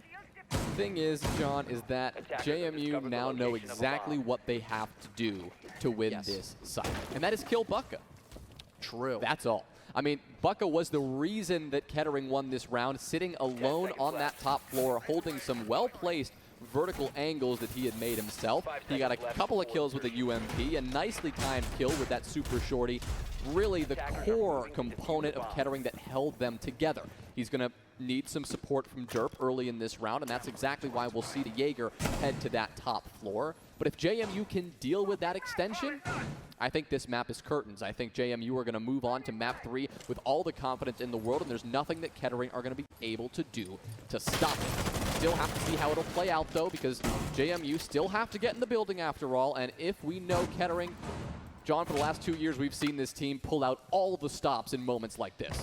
Well, JMU able to score that opening gunfight. Jarvis, still on the Ying, is now able to eradicate Derp, and he's setting up those Candelas, like I mentioned earlier, bringing them out to get this isolated player. This could potentially be a 5-on-3. Yeah, in just a second here, if these Candelas land, you see that Prismo is in a load of trouble now. No initial push off of that flash from Jarvis, but finally Havoc will make the move, and there goes the Ella. Just like that, as you predicted, John, it is a 5v3 with JMU looking comfortable, looking confident, and looking like, well, they could conquer the world here. Kettering, they need to pull off something ridiculous to slow down JMU. At the very least, stall out this momentum a little bit so you can go into that decider map with a little more on your side, because right now it is all going the way of the Dukes. With 90 seconds to go, Kettering now, their last desperate attempt to hold off the onslaught of attacking pressure that JMU are putting down. Verdant realizing it might be a matter of time before someone eventually tries to challenge him. There's Jarvis, the 1-for-1, clean enough to get the job done against Amplify. Now there isn't much left to really slow down this execute here by JMU, except for Verdant, as he does find that first kill on the Shadows, but again, it's only a couple seconds left before they try to hit the site. Yeah, here they come. I mean, this wall is open. Blue can get this bomb down as long as Bucka is dealt with. Again, he hasn't been dealt with yet, and that could be a serious problem. The castle up above probably doesn't have an angle here. It's going to come down to this C4. No, just kidding. Bucka is still there. Somebody needs to kill this castle or this round is lost. It's as simple as that. Jarvis is on low HP. Havoc hoping to provide some coverage and get something done, but Bucka has this angle. Are you kidding me? He has not been killed, and this round is all but over. The diffuser is dropped in his line of sight. Jarvis on 1 HP. Now he's the one who have to pull off a miracle because Kettering have done it. They are 1 bullet away from sending this one to round 11, and that they will. It is Bucka again, the unstoppable force that keeps Kettering alive. Still public enemy #1 for JMU, and the main reason still had that round going the way of Kettering. Like you mentioned perfectly, the vertical coverage that you can have from that one hatch, not only denying anyone of pushing in from kitchen side, but more importantly, where the bomb was actually attempted to go down by the side of Dining, that just pixel angle was just enough for Bucka to score 2 kills and lead the diffuser on an island. JMU, sure, they only need one more round win, but Kettering, they really have closed the distance here in the second half. It's got to be so frustrating for JMU right there. They were so close to putting this map away. I mean, so close to getting to that decider with really no problem at all. But sometimes when you have such a substantial man advantage like that, you know you have the round. It's easy to get tunnel vision, to forget the critical component to deny Kettering from taking it. You forget that, oh, wait a minute, this specific angle is completely covered from up above. Even if it's just a pixel, Bucka is going to spot that, and that's exactly what he did. But it's not over. I mean, that's just another round for Kettering. They still need to take 2 more. They are still a long way off here. But that's got to be a painful blow for JMU that they're now going to have to recover from. Looking like Kettering at least want to have a small extension on that top floor. We saw from what JMU were teasing the option, maybe bringing out a blitz for this blue attack. Still looks like they want to lead the opening engagement from that direction, but they don't have the shield to really help deal with that deployable shield, funny enough, over by blue. But they do have the Roteros, and with Kettering realizing that, they already give up that position. And you see Bucka again sending that yokai drone down into the mix, hoping to get a bit more intel for the defensive side. Now the tides have turned a bit. JMU, who were initially stacked outside of construction here, maybe teasing a bit of a direct push, have now slightly rotated off. At the very least, trying to get some pressure here from these big tower stairs before fully committing to one position or another. If you do want to push through construction, which it still looks like they're hoping to do, very helpful if you've got somebody on those back stairs to provide that crossfire. Havoc, who may have been hoping to be one of those players, will get denied. Losing that Thatcher here is not going to be great for the longevity of this round for JMU, but Derp is still pretty low on health, and they still do have a bit of control. Downing Amplify here is also huge. Down in meeting with the 1 HP defender to kind of protect himself and his teammate here. It's not looking good. He'll choose to smartly back away and play his life. Still able to get those Kona stations packed up as well, so he'll be on a decent amount of HP. But no, I believe a nade might have actually got him down to that position. No, it might have been actually something completely different. There's Bucket to score one, but JMU, they've got pillar control. They just dropped down the hatch as well. They might look to execute this 2v3. Yeah, they're down a man, but they've got a chance here. As I say that, it's the crossfire from Freezer that Verdant will propel his team to another. That's round 11. It is Kettering not only hanging in, but nearly completing the comeback that they set their eyes on all the way back at the half swap. It was 5-1, but now it's a very different ball game. 6-5, yes, still match point for JMU, but Kettering are only one round away from sending us to overtime. And for JMU, they realize the futility of trying to go for that blue attack the hard way. You had Amplify playing up above on that hatch, just being a constant nuisance for the side of JMU, and they didn't even have someone to instantly win a gunfight on from elbow. Not only that, it's still the 5-on-5, but also you don't have a direct entryway into the bomb site because they reinforced that rotate hole, and now you're just stuck in this kill box, essentially, because no one's by backstairs, no one's lurking across the map to maybe get some pressure by Freezer. You are all just focused inside of blue bunker, and that became a lot of players' final resting place in that last round. JMU, they desperately tried to work their way back up above, but it still gave enough time for Kettering to fall off the roam, all things considered, and just play for numbers in the site. It does not get as simple as that for Kettering. Got to admit, I'm surprised we haven't seen that tactical timeout from JMU. I mean, when you see Kettering building up so much momentum, why not take that timeout, ice your opponents like you would a kicker in football, right? And at the very least, take some time to discuss this with your team. How can you guarantee this map win? What are you going to do in this 12th round to make sure that we don't see overtime? Because if we do, again, it's going to be a completely different ball game if it goes that far, because then Kettering would have taken 5 out of the last 6 rounds, all the momentum on their side. Again, still 1 round to go. Kettering have not completed the comeback, and JMU, I mean, this is far from decided. They are still putting together well-constructed attacks. They just have to make sure that they can do it from start to finish. They're just slipping up a little bit there in the middle. Amplify still just waiting for someone to eventually swing him. Not a lot of utility to maybe break down that playable shield initially, unless Havoc wants to sacrifice maybe an EMP or 2 across the waist as well. JMU are just starting to maybe get that back wall opened up, leading to Addict. A bit more info gathered on Amplify. He's not going anywhere just yet, but PK now here with a couple of frag grenades. That could be very impactful. You see Bucka there trying a little bit of that JMU aggression on for size. With 13 kills right now, Bucka is clearly feeling good, but if it's Prismo feeling good as well, well, he won't be feeling too good much longer. A long rotation all the way down through the basement will find himself directly in the open arms of Shadows. Lukey, though, will pay the price soon after. The Thermite gone. Ooh, that's going to be a huge problem. That master wall, it is not opened up yet. And if JMU are hoping to approach from that side, well, hope no longer. You've got to change it up. It's going to all come down to the hard breach of Jarvis, and look at this. He's gone too. The tides have turned. Sure, Kettering lost the first body, but it is a completely different game now. It's a 4v2. Kettering only 2 kills away from completing a ridiculous comeback and sending us to OT. And JMU, they just have to funnel in through Trophy at this point as well, and they still have Addict to worry about. This is such a power spot for Kettering now in these final 40 seconds, Jonah.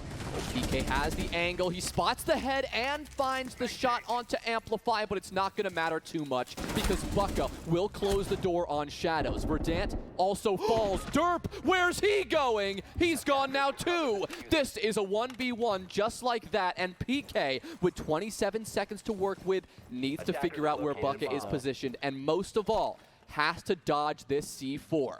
Bucka waiting down below for the moment to strike, unsure possibly of where this is. Full rotation, C4 goes up, but it's too late. The bomb is down. PK now has to play this one patiently, and Bucka is the one who has to walk into this. All he has to do, though, is land one bullet, and he will take the round and send us to OT. But it's PK from behind! JMU, hold on! Denying overtime, sending us to our decider. What a play by the Ayana, and a major misinput for Kettering. They're forced to bank, and the mental will sway back in the favor of JMU. What a close call by them, almost bringing us to overtime, but it was not meant to be. And they're really going to try to favor these 5 minutes in the next break too, Jonah. My God, Kettering put on a show, but they could not get that final nail in the coffin that they needed. Falling only by one, JMU will tie this series up. Same as we saw on both Cafe and Oregon, the Osa and the Nook off the board, and the Mira, no surprise to see her gone either. Wamai is the only band here that really shakes it up at all, a band that we used to see quite a bit in one of the older metas, but more recently, he is one of the more, I guess, well, not rarely banned, but certainly not as common as many of the others. He, of course, brings those projectile-catching magnets that will, suck those grenades out of the air and essentially render them useless. Same goes for other projectiles that you might send its way, such as those Selmas, such as, Capital bolts, if we ever see something like that in this lobby, although I doubt it. But going into round number one here on Bank, looks like Kettering are already off to a bit of an unfortunate start. I think Derp caught in an unfortunate crossfire there as they were trying to set up the site. But he can still stay alive, put those cameras down, and work his way to making an impact in this map if he can. Well, glad we didn't catch that. Would have been a little awkward for sure to see who was the culprit of that. Kettering acknowledging some of those points they made earlier of the window presence for a site like CEO. They're going to bring out the castle. So now for JMU, they're going to need something a bit more on the range side of explosivity if they want to remove those. And they don't really have a lot of that besides maybe PK or Jarvis's frag grenades, maybe a Selma here or there, but no Zofia, who is kind of a staple for this top floor clear because of that range. And Blue Key, I talked about this earlier, he can be over by the back repel system looking at a Kanto wall to get that wall opened up. And with a lot of players expecting that area, they might try to trick the wall as well. So I'm assuming Blue Key's going to have to, salvage his Selma charges for not only the Kanto wall, but maybe the back wall as well leading to the bomb site and not, castle barricades. Yeah, we'll see. I mean, Bomb located by attackers. approaching this site right now from the square side of things, from this main lobby side of things, as many attacking teams do, just giving themselves a couple of options before they commit to one or the other. Sending a couple of drones in, as we're seeing now, to figure out which side Kettering are favoring, where this defense is positioned. Right now, it seems that Kettering are pretty content staying pretty firmly on this top floor. Not a ton of roaming being done from them, but, well, not a lot of success either in this early round. Derp, who is already a little bit lit up, sure, but is now finished off entirely thanks to a well-placed bullet from PK. One less Nitro Cell as well. Could even utilize that by playing underneath to stop a default plant if that is the go-to option for JMU over on the square side of the map, but still a great opening kill nonetheless for JMU as they're still playing over by those window repels, still gathering information with the help of that IQ scanner. And despite losing out on that C4, there is still plenty of other options for denial here. Verdant, more specifically with the help of those Shamika launchers, he's pushed a little bit farther back with the help of that Rotero drone, destroying the shield over by Janitor. But having the LMG and, again, those Shamika launchers that can play really well at range, it's not a major concern unless we see that clear beginning over by stock side. Yeah, again, Kettering still staying patient as JMU begin to work their way up, but this patience is paying off for the attack. I mean, slowly but surely, they are working their way onto the scoreboard, already removing Bucka and Derp from play. You've got 3 of these defenders remaining, and unclear how much impact they're going to be able to have if JMU just open up this wall and begin to move in. Amplify will collect a kill, and that's something, but losing another body in the process, it's hard to know how much that's going to really matter. It's just the IQ. She's already done her job. All the more important heavy-hitting operators for James Madison are still on the board. The one concern for them is that there's only 20 seconds left. They still have to make a good bit of progress, and they haven't quite pinned down where these final Kettering defenders are.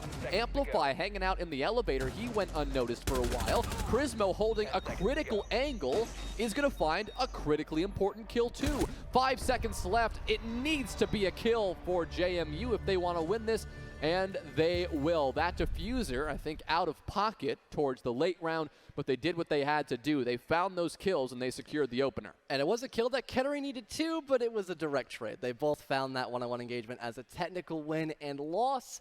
So, it doesn't go the way to Kettering. JMU still had plenty of players alive for that execute.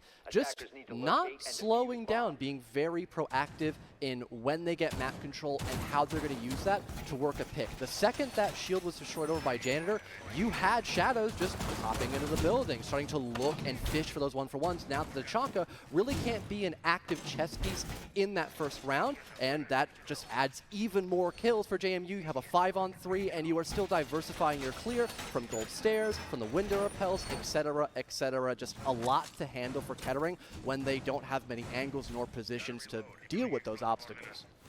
10 seconds to go. That round, though, for Kettering, I'd say, is a little bit troubling because that kind of play style is one that they usually excel in and JMU usually have trouble with. The patience. The slow play, kill by kill by kill. I mean, that was as a methodical of a round as you're ever going to see, and JMU played it to perfection. That aggressive play style, that's their forte, that run and gun style, that they are more than happy to attribute to themselves. We didn't see it at all in that first round, and yet they took it with confidence. If they can keep doing that, I don't know how much Kettering is going to be able to do to slow them down or stop it. Kettering came prepared for aggression, and what they're getting is an entirely different opponent. Well, Kettering probably expecting this attack to start over by Dirt. They saw the drone, now they see the Monty shield. They are definitely aware this is the main attacking front by JMU. They also have the Nomad up above just to hold a couple cutoff angles and have those air jabs deployed to make sure no one can rotate effectively to help these people over by server. So now they just have to focus on that Warden bucket, and also Amplify still holding a bit farther back with that TCSG, just trying to make sure no one gets server room essentially for free. And maybe if the Montaigne extends far enough, that Nitrocell could be deployed as well, just to really put Havoc essentially on an island. Problem right now for James Madison, they are, and as simple as it gets, they are stuck. Yep, they have nowhere to go. Havoc on the Monty should be that brick wall that pushes JMU into the map. He's kind of stuck in a corner, and Bluekey, who was tucked behind him for a while, is now going to have to back off. He doesn't have anywhere to go. JMU forced to completely change up this attack. The one hope that they do have here is that Havoc is providing enough of a distraction to keep these Kettering defenders focused and tunnel visioned on that position and not looking where JMU might actually be coming from. Unfortunately, the Dokkaebi has no secondary EMP, so they cannot deal with those K-Claws whatsoever. Now JMU, their options, they're rather limited. Again, they can't push in from server. The Montaigne more or less is just a bait and switch at this point, and he might end up dying as well. The Nitro Cell's deployed, and he's now just stuck in a corner. But here is where the round could change. Shadows trying to sneak in from behind, but gets blindsided himself. Derp will accidentally kill a teammate, but still Kettering hold the advantage by 1. PK looks to change that, though, as now he joins one of his teammates pushing through this garage position, but all that's going to be is a deadly crossfire. Havoc is still stuck in a completely different location. Bluekey trying to push in by his lonesome is going to have a bit too much trouble with that too. Havoc downed. Bluekey elsewhere. This round essentially over. Bluekey is in the middle of the site all of a sudden, though. That may have surprised Verdant, but it's not going to surprise Amplify, who whips out the pistol and solidifies the round. Rather, that SMG-12 to close it out. It was the pistol that finished off the down Monty. So 1-1, Kettering will manage to tie us up. And Kettering, sure, they might have not been expecting the Montaigne for say, but they were anticipating some sort of aggressive rush by JMU. There were 0 roamers in that round. Everybody by Kettering was just playing on the bottom floor. They've got all this utility. They've got Eagle Eyes. They've got the Warded. They have Vulcan packs as well. They are just trying to make sure that if JMU try to get into the bomb site in any means necessary, it just isn't going to work. And at that, they even flatlined JMU before they could even fully get into the bomb site. It was just the Thermite that was able to accomplish that. Everyone else died by, marble stairs, walking into a crossfire, and then trying to get into the actual bomb site from the server room. That was an incredible read by Kettering, and JMU, they might need to do things the more default way next time that site's in play. 10 seconds to go. Yeah, that was the case of they really had one plan going into the round, and once they saw what defense they were dealing with, that got completely spun on its head. They had to pivot last minute, and while they did have a good bit of time to do it, they had already committed so many resources to that one take, and Havoc was already stuck. It was really hard for them to fully retreat and make something else happen given the time that they had remaining. So hoping to get off to a better start here in round number 3, doing away with the Monty, bringing back that IQ instead, throwing in the 0 just to add to that intel game, and really hoping to keep this one slow and methodical like they did that first round. Definitely going to be huge to potentially remove down those black eye cameras. Again, a lot of the flooring here is very destructible, so having those C4s, even impact grenades, it's going to go a long way here for Kettering. And funny enough, I believe Amplify might be just bringing out the impact grenades maybe just to try to hard counter a Montaigne pick even more. Not too sure what the reason is for that, but still can be rather potent for this site. Pressure up above, building now for JMU. The soft destruction process hasn't quite begun because there are still a couple of pesky Kettering defenders to find. There's one of them. Bucka's gone as Jarvis will spot him wisely. Those Kiva barriers on the Azami, not enough to protect him from the watchful eye of this James Madison captain. Jarvis now will allow himself to whip out that breaching hammer and do what he does best, and really starts opening up that site down below, forcing these defenders to relocate. JMU, the big question is, where are they going to begin to initiate this first floor execute? As if they want to go in for a square take, that could be rather challenging because there is someone roaming underneath, but that doesn't seem to be the case. And now that JMU has almost full control of both archives and tellers, they could maybe just hit the site in a couple seconds once they have proper information. But Amplify here to slow things down for as long as he can, just stuck underneath the desk.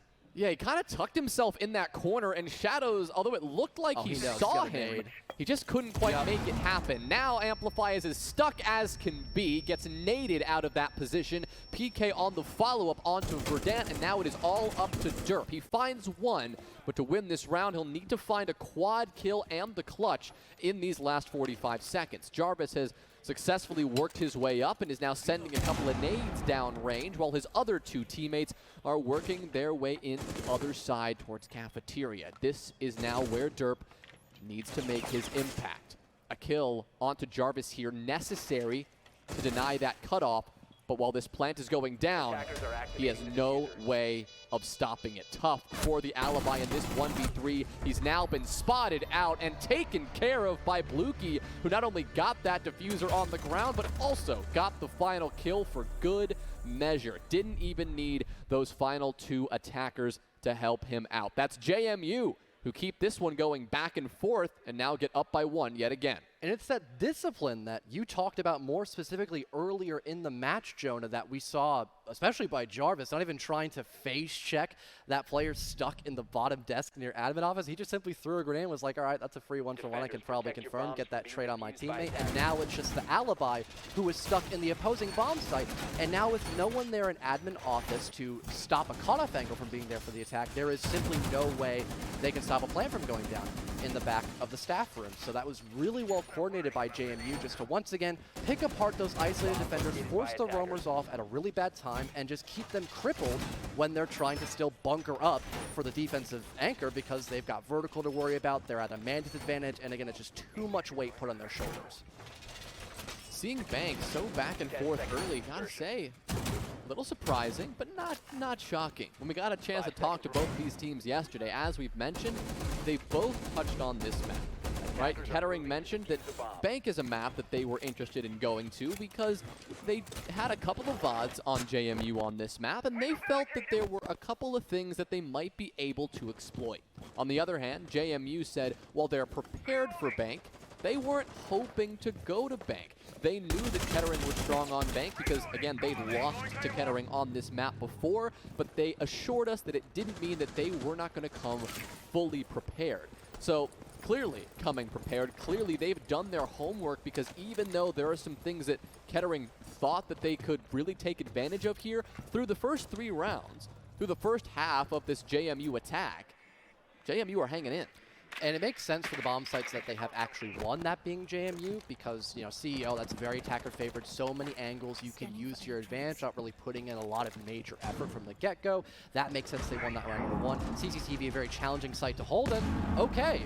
Not even sure how that happened, but 2 kills instantly spiral here for Kettering, and JMU now forced to take a bit of a breather despite looking to just repeat what they attempted back in round number 1. But like I was saying, this site can be rather challenging to defend, but Kettering looking to maybe change that, I guess, stereotype.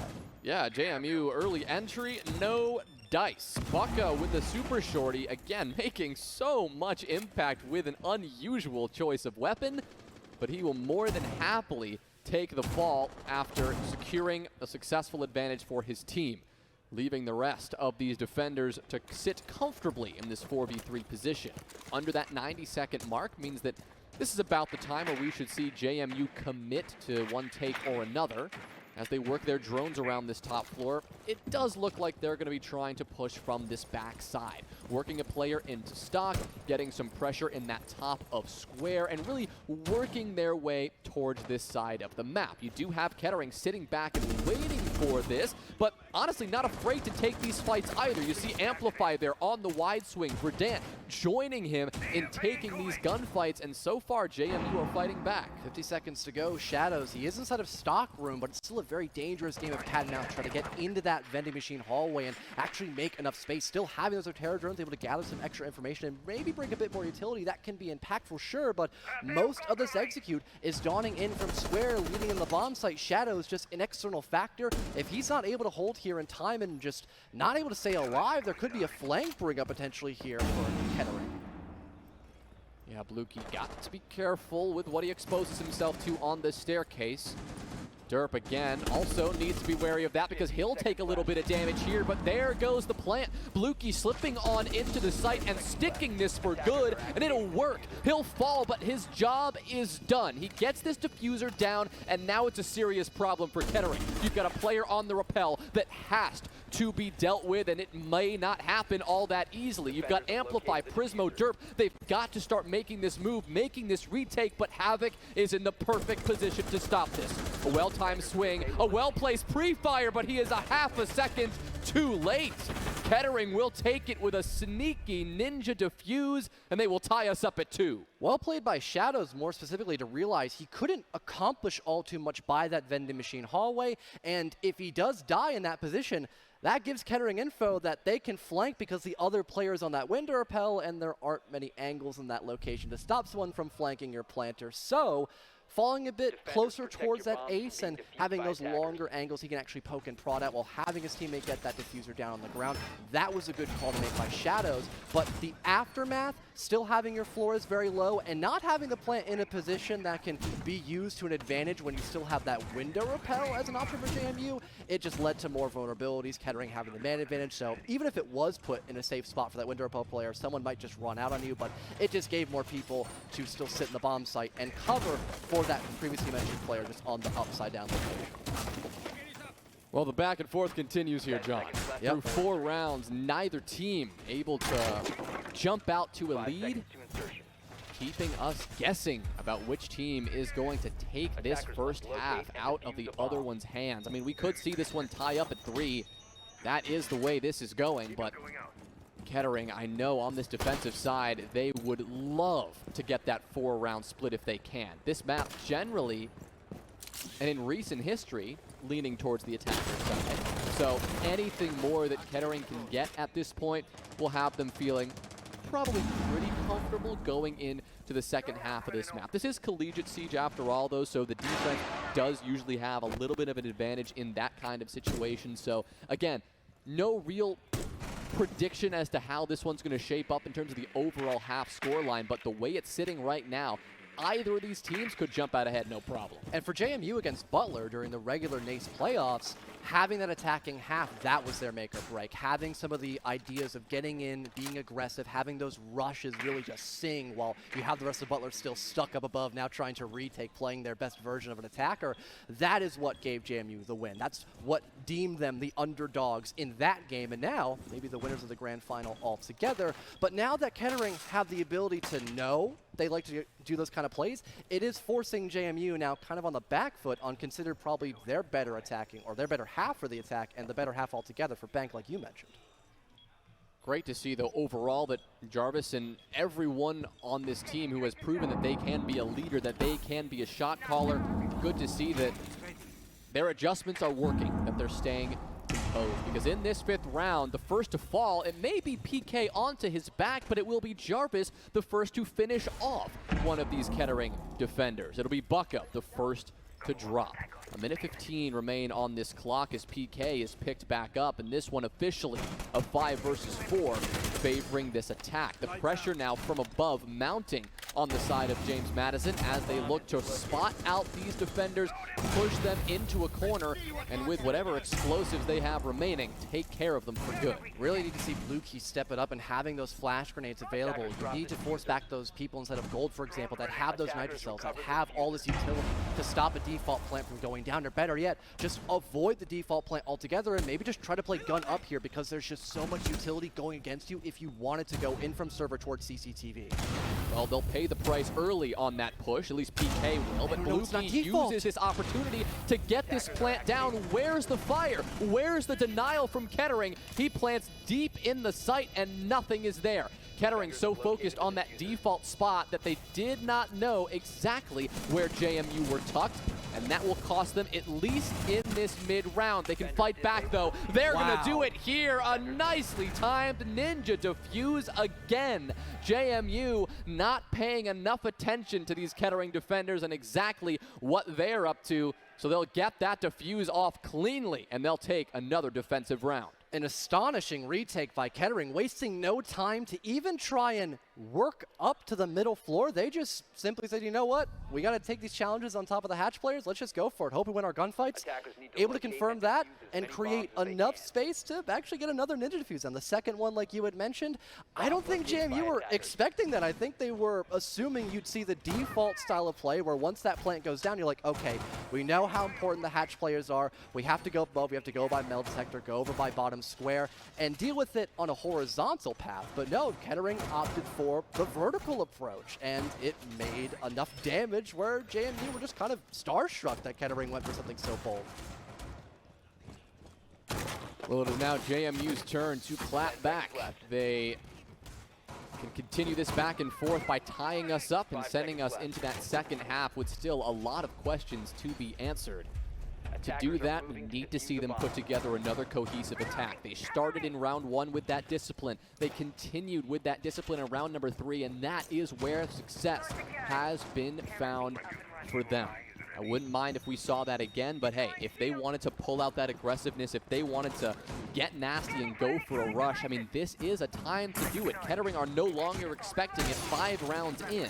I'm sure that JMU could pull something off if they tried, but again, it looks like that discipline, that patient mindset is going to win out for this team, and I think that's a very mature adjustment from their playoff and regular season play. So JMU once again looking to maybe set that tempo, isolate any roamers that are playing up above. Shadows might even get a bit creative and opt to go for a cutoff angle, looking maybe a bit closer towards the gold stairs, or expecting someone to drop by over towards the Kanto hatch. That could be a pretty good place as well. Kettering might be looking to fall back from his derp, already proceeds to get a bit closer towards that location, but there is PK, this long angle, no one behind the shield, so he can be a bit more relaxed in that area, and it does seem like JMU, they've got really solid info as to how Kettering are currently trying to hold in that top floor, but Derp still wins a very important one-for-one gunfight. Yeah, that's a great start for Kettering. I mean, Derp on the alibi is scary to come across, and he is going to prove that time after time. I mean, 7 kills so far through this first half, and well, he can still make even more of an impact, leaving himself on full HP after that first engagement, looking to make an impact up above on this lurk. Shadows trying to track him down. Same for Blue Key. They've got a good amount of intel here, but do they have the angles? That's the question, John. Minute 10 left. Good shot by Shadows here. That lurk working wonders. He creeps his way up a gold stairs, and now they've got full top floor control. That Sledgehammer really able to sing now for these next 60 seconds as Kettering are looking to now readjust to better counteract that same attacking execute we're probably bound to see just based off the map control JMU currently has. Yeah, maybe overstaying their welcome on that top floor, and they're going to pay the price, losing 2 bodies in quick succession and losing what they had as that man advantage as far as that is concerned. So JMU putting themselves in a good spot for the remaining 45 seconds. Potentially a chance to tie us up and send us into that second half. But Kettering are looking to respond. Prismo with that UMP. Unusual to see so much success from that gun in one series alone, but it's happening for Kettering, and Prismo will bounce back. Amplify the same thing, removing Blue Key from play. It's just Jarvis and Havoc now to make a statement if they can, but the man advantage has completely swapped around. 10 seconds is all that remained for Havoc to make a move. He's yet to find a kill and needs to find a couple if they want to win this round. He'll sneak around the corner, but Verdant, oh my word, looks both ways and takes them both down to quickly close it out, and Kettering 4-2 on the split. And once again, it's Kettering and their ability to adapt and change to make sure JMU cannot get comfortable in these attacking startups. We did still see the opening gunfight favor Kettering. It took a bit of a hero play by Shadows to really get the ball rolling in JMU's favor. But after that, Kettering, after already seeing open area in play and the style of attack that JMU went for, they knew exactly what to do to counteract it. They saw no one trying to lurk over by, Printer Window, for example. They got a Maestro to sit there having an LMG and Evil had to play for long range. They still have people being a bit more aggressive, playing on that lurking role, making sure once people start moving off that vertical, they can't walk over towards Metal Detector from Marble or even try to go down gold stairs to get more control over by Tellers. It was perfectly done by Kettering to once again revise what they did wrong back in round number 3 and utilize that adaptation to get a round win on open area and a very important first half as well. 4-2, like you mentioned. For the defensive side, that's huge.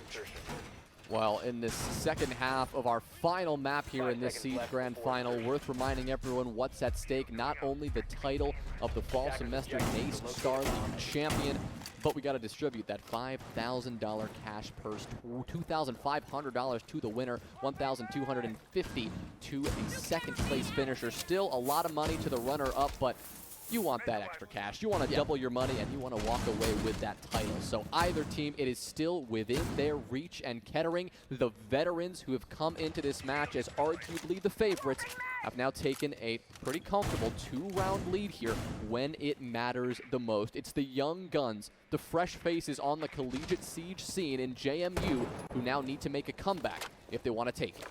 And especially here in the LAN environment, you do not want to be that team that gets sent home essentially empty-handed, not having that trophy to go in your display case. I think it was someone who told me a long time ago that second place is just the worst loser. That will always sit deep in you. Maybe Kettering are looking to potentially remedy some of those old wounds they've had in their past collegiate stages. But JMU so far in their defensive half, they're looking rather strong. Now 2 kills potentially racked up. They've got Info, the buck is down, and the Toxic Babe is tossed quickly enough to get that confirmation. And now Kettering are trying to figure out how to actually get inside the building to deal with this position on the top floor. Yeah, JMU are doing a great job of applying early pressure to simply the entry points on this map. Kettering really haven't been able to get into the building, let alone take the map control and deal with the utility that they need to in order to get a proper execute completed. Right now, it's a 5v3, heavily favoring this JMU defense, and now is when they can shift into that more passive play style, something that they did so well on Oregon on defense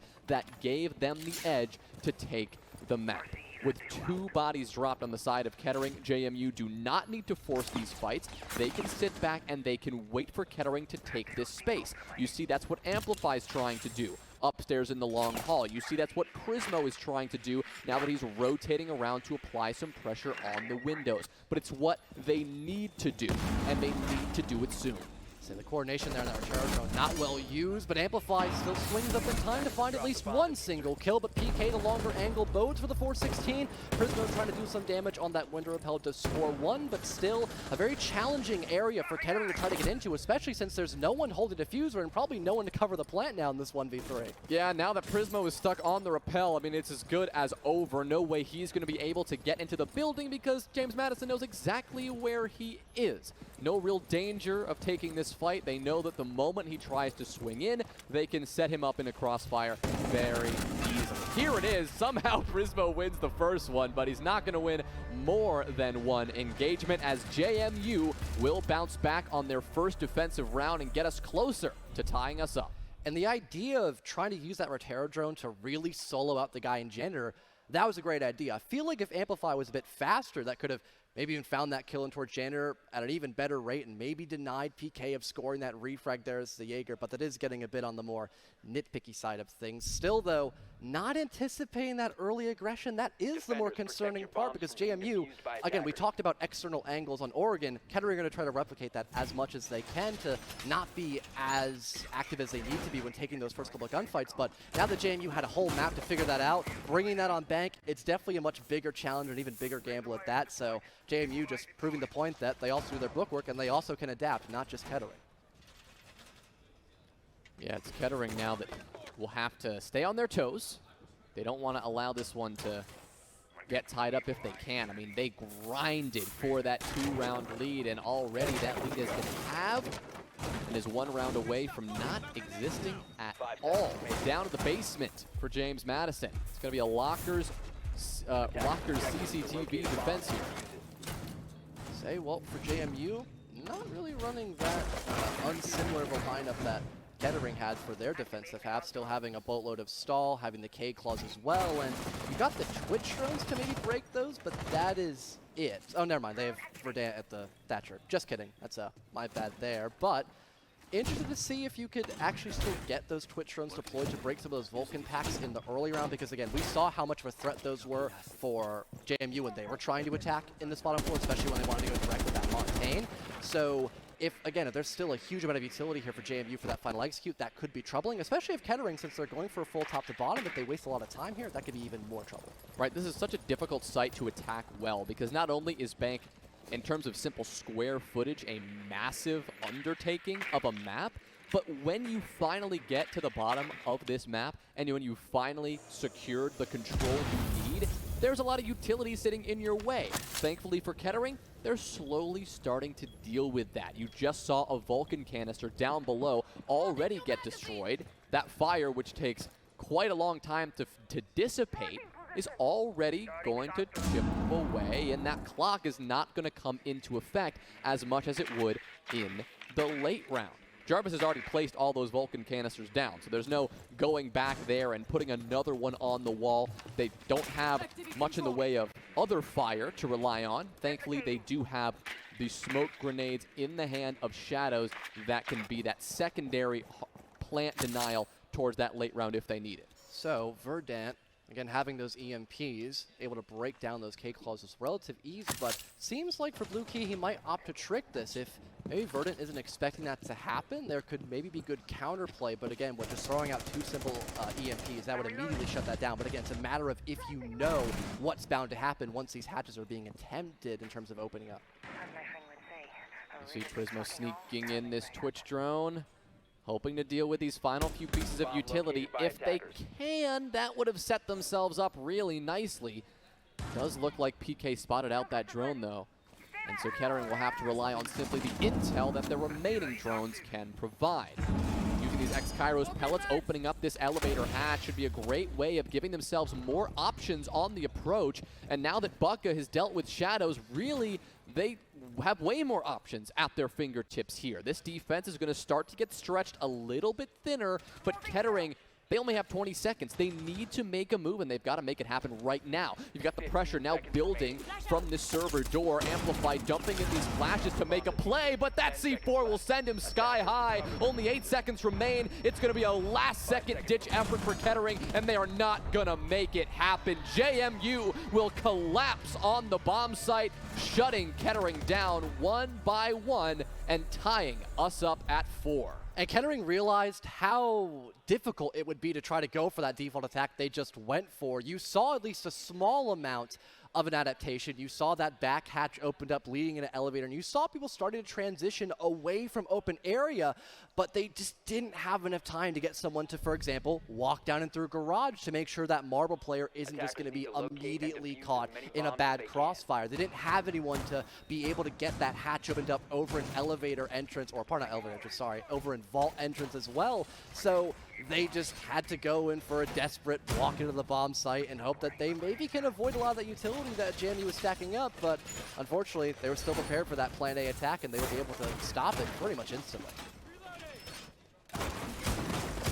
And now we're back to square one.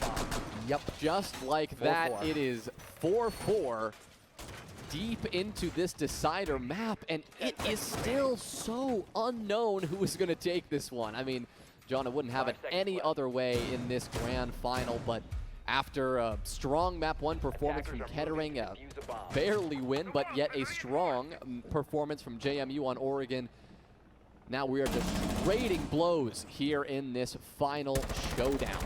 An early peek there from JMU, not letting any of that aggression slip away despite the stakes increasing round by round, attempting a little bit of a spawn peek or at least a cheeky peek towards the roof, trying to spot out Kettering as they work their way around this map, but no success there from JMU, but no negative consequences either. Everyone unscathed, comfortably moving around this map as Kettering begin to open things up. And not having any smoke grenades or even having a Ying, that can allow Shadows with the 1.5 optic to be a little more aggressive if he wants to be.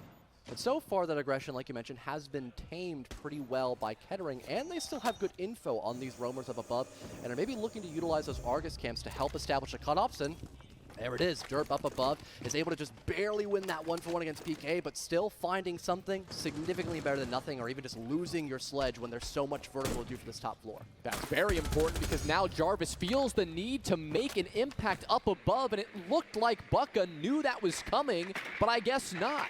It's going to be a kill that Jarvis gets away with for free, not a single bit of HP damage done his way, and so Kettering will now, who have held the advantage a second ago, will now have nearly lost it. A well-timed kill from Derp will make me eat my words there, but Shadows, hello, coming upstairs and shutting down Kettering, what appears to be for good. Derp, who's not even in the same zip code as that, was on the other side of this top floor and is still on 1 HP. Prisma, who's trying to get something done, will finally make it work, recovering that diffuser and retaliating for the blow that Shadows dealt to this Kettering side.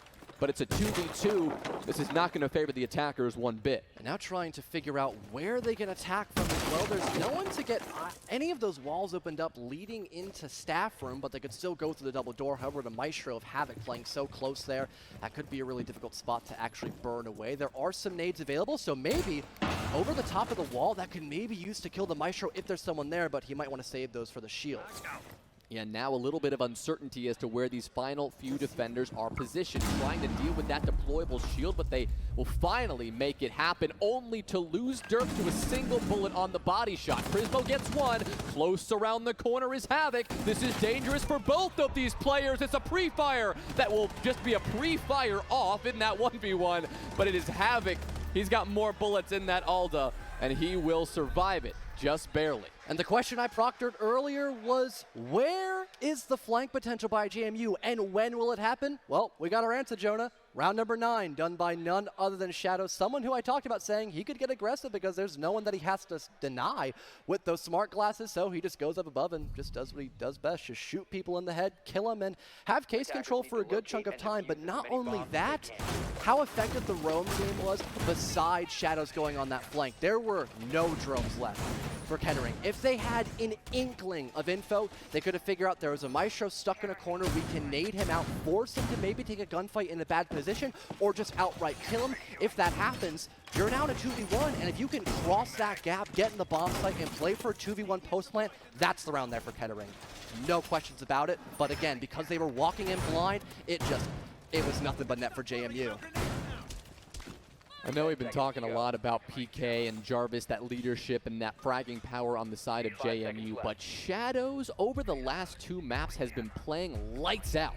I mean, to generally an entry fragger on the side of JMU, Shadows right now 11 kills to his name and also playing the smoke. Right, incredibly versatile with his operator selection, the roles that he's comfortable in, and not only was he probably the most clutch player we saw on Oregon in that last round alone, he single-handedly won the round for JMU. Those 2 kills were by far, as you emphasized, John, the most impactful, and Shadows now with double digits to his name will be looking to get more to propel JMU to the top. It was 4-2. What feels like only 30 seconds ago, it's now 5-4, JMU having taken 3 rounds in a row. Looking to still keep that same assertion here in the second half. Kettering looking to do the exact same attacking clear that they opted for last time, except maybe utilizing these Flores drones a bit earlier in the round, breaking that shield over by Stock, potentially allowing a bit of safer passage from that location of the map. And there is some potentially lurking over by ATM, but what an angle by Bluekey with just a 1x optic, just mows down through derp, and now your only set of grenades is gone. Now things will take a little bit of a beat and slow down for Kettering. Lost those nades. Oh no, having lost Amplify, there's not much they're going to be able to do to take this control swiftly. They're going to have to slow it down, use whatever drones they have remaining. 5 still in pocket to suss out these defenders' locations, but it is not looking good for them. They've lost 3 rounds in a row, and it could be a 4th if they're not careful. Jarvis driving that nail in deeper will silence Bucka here, and it is Verdant and Prismo trying to make something happen. Verdant, the sub, coming in late in the season. Prismo, the most recent addition to this roster. They are going to have to come in clutch. It's against 4. They've got 60 seconds left, and their grand final hopes appear to be in the crossfire. Getting an odd sense of deja vu as well. The exact same attacking clear. 2 people stuck by the vending machine hallway and so low on HP as well. JMU, they've got Kettering's number. It just doesn't seem like this round can be brought back by Kettering unless a miracle can go down. Verdant gets 1, but that's going to be a trade as Prismo is dropped. It's going to all come down to the Flores. Shadows is on a breath of HP, but Havoc and Jarvis very healthy and ready for these fights, and that is going to do it. Shadows drop, but it's not going to matter. Immediately, JMU will respond, and they will take their 4th round in a row. Where has Kettering gone on this map, John? That cannot be said. They have not gotten a single round since the switch. Timeout called, pretty justifiable by Kettering, not having a great second half whatsoever, and not really trying to change the wheel at all. Since the wheel they're starting with isn't really turning so much on the second half, I feel like they should be trying to when so much is on the line for them. They did the exact same clear that we saw in CEO that was trumped by the side of JMU, now falling once again in the exact same manner, except for JMU, they took even more preparation to deal with that exact same attacking style of play. They had Jarvis underneath with info and a nitro cell on an incredibly destructible floor set, and they had someone, in case there's a lurk, which could be rather potent for Kettering to create some space across the map, they have someone watching that being Bluekey, and he instantly kills Derp. Now there's no grenades left, the Flores dies as well, and soon to follow up is also the Ace. Once again, there are just limited options for Kettering when they're at a 2v4, low HP, and just nothing to say for it. Attackers need to locate and defuse JMU have now put themselves on map point, series point, grand final point here in the NACE Starleague Grand Finals. They have a chance to finish this. They have 2 chances to finish this in regulation here on Bank, a chance that I doubt they will squander. You saw there during the timeout, sure, it was Kettering who took that timeout to discuss, to regroup, to figure things out themselves, but it was JMU who looked each other in the eyes and said, we can do this. We can finish this. As a team, they have had an incredibly impressive season, 5-2 in the regular season, back-to-back upset victories in the quarterfinal and the semifinals in the playoffs, and now they're here potentially for the greatest upset of all in the finals. You know what they say, Everyone loves a good underdog story. We might just see that today if JMU can stay disciplined and solidify their position they have now and just end out Bank with a high note. We saw a bit of flubbing going on Oregon, don't get me wrong, but this has been a much more back and forth situation until just recently. JMU just scoring 4 round wins in a row, but still keeping things consistent. That's been the biggest thing for them so far, but also still keeping on their toes and not just faltering and making major mistakes. That way they just continue to be in the lead against Kettering, and again, the adaptability, just able to flow on a gigantic map like Bank, it goes a long way. Kettering taking even more time on the droning here, given the importance of this round. They do not want to let a single defender slip by unnoticed. A wise decision. Now, they don't actually have to worry about any roamers. Everyone is down below or maybe slightly off the site on a staircase or two. Everyone else staying patient. That passiveness for Jarvis will not work, as Derp will swing around the staircase and deal with him, opening things up for Kettering on the right foot.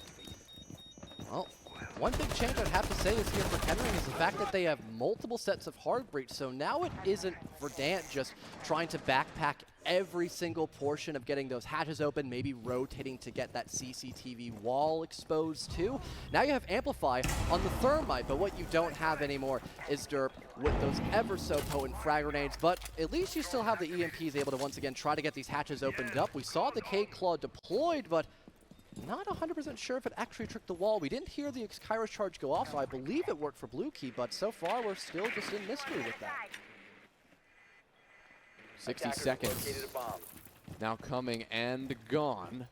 Kettering will now need to actually make the move. Having a bit of difficulty getting these hatches open, struggling to get around these pesky electro claws that Blue Key has so wisely placed. Finally, Verdant will get the second set of X-Kairos down, and that hatch opened, but it maybe has taken them a little bit longer than they would have hoped. Without the nades in Derp's hands, they still have a lot of utility to clear and not the easiest of access to clear it. Toxic Smoke still playing away a lot of time too. Shadows having 2 in his back pocket. Impacts as well by Havoc and a C4. This just seems like another exercise in futility here for Kettering as they are just refusing to let go of this clear. Amplify opening up this wall. Their last-ditch effort to get this bomb down has to happen now. The surprise, it's Prisma. It's Verdant sneaking up the other side, but there's a shotgun lying in wait. Shadows with 2, Bluky with 1, and Bucka has finished off. It's JMU. They've come out of nowhere this semester. The freshest team on the block has successfully taken the collegiate siege scene by storm. They are your NACE Starleague Grand Final champions. And Kettering University, a dark horse favor by so many groups here, so many collegiate fans. They fall short in the past, they fall short once again. But for JMU, they hold their heads rather high as their dynasty has now been made, set in stone here in the block at Philly.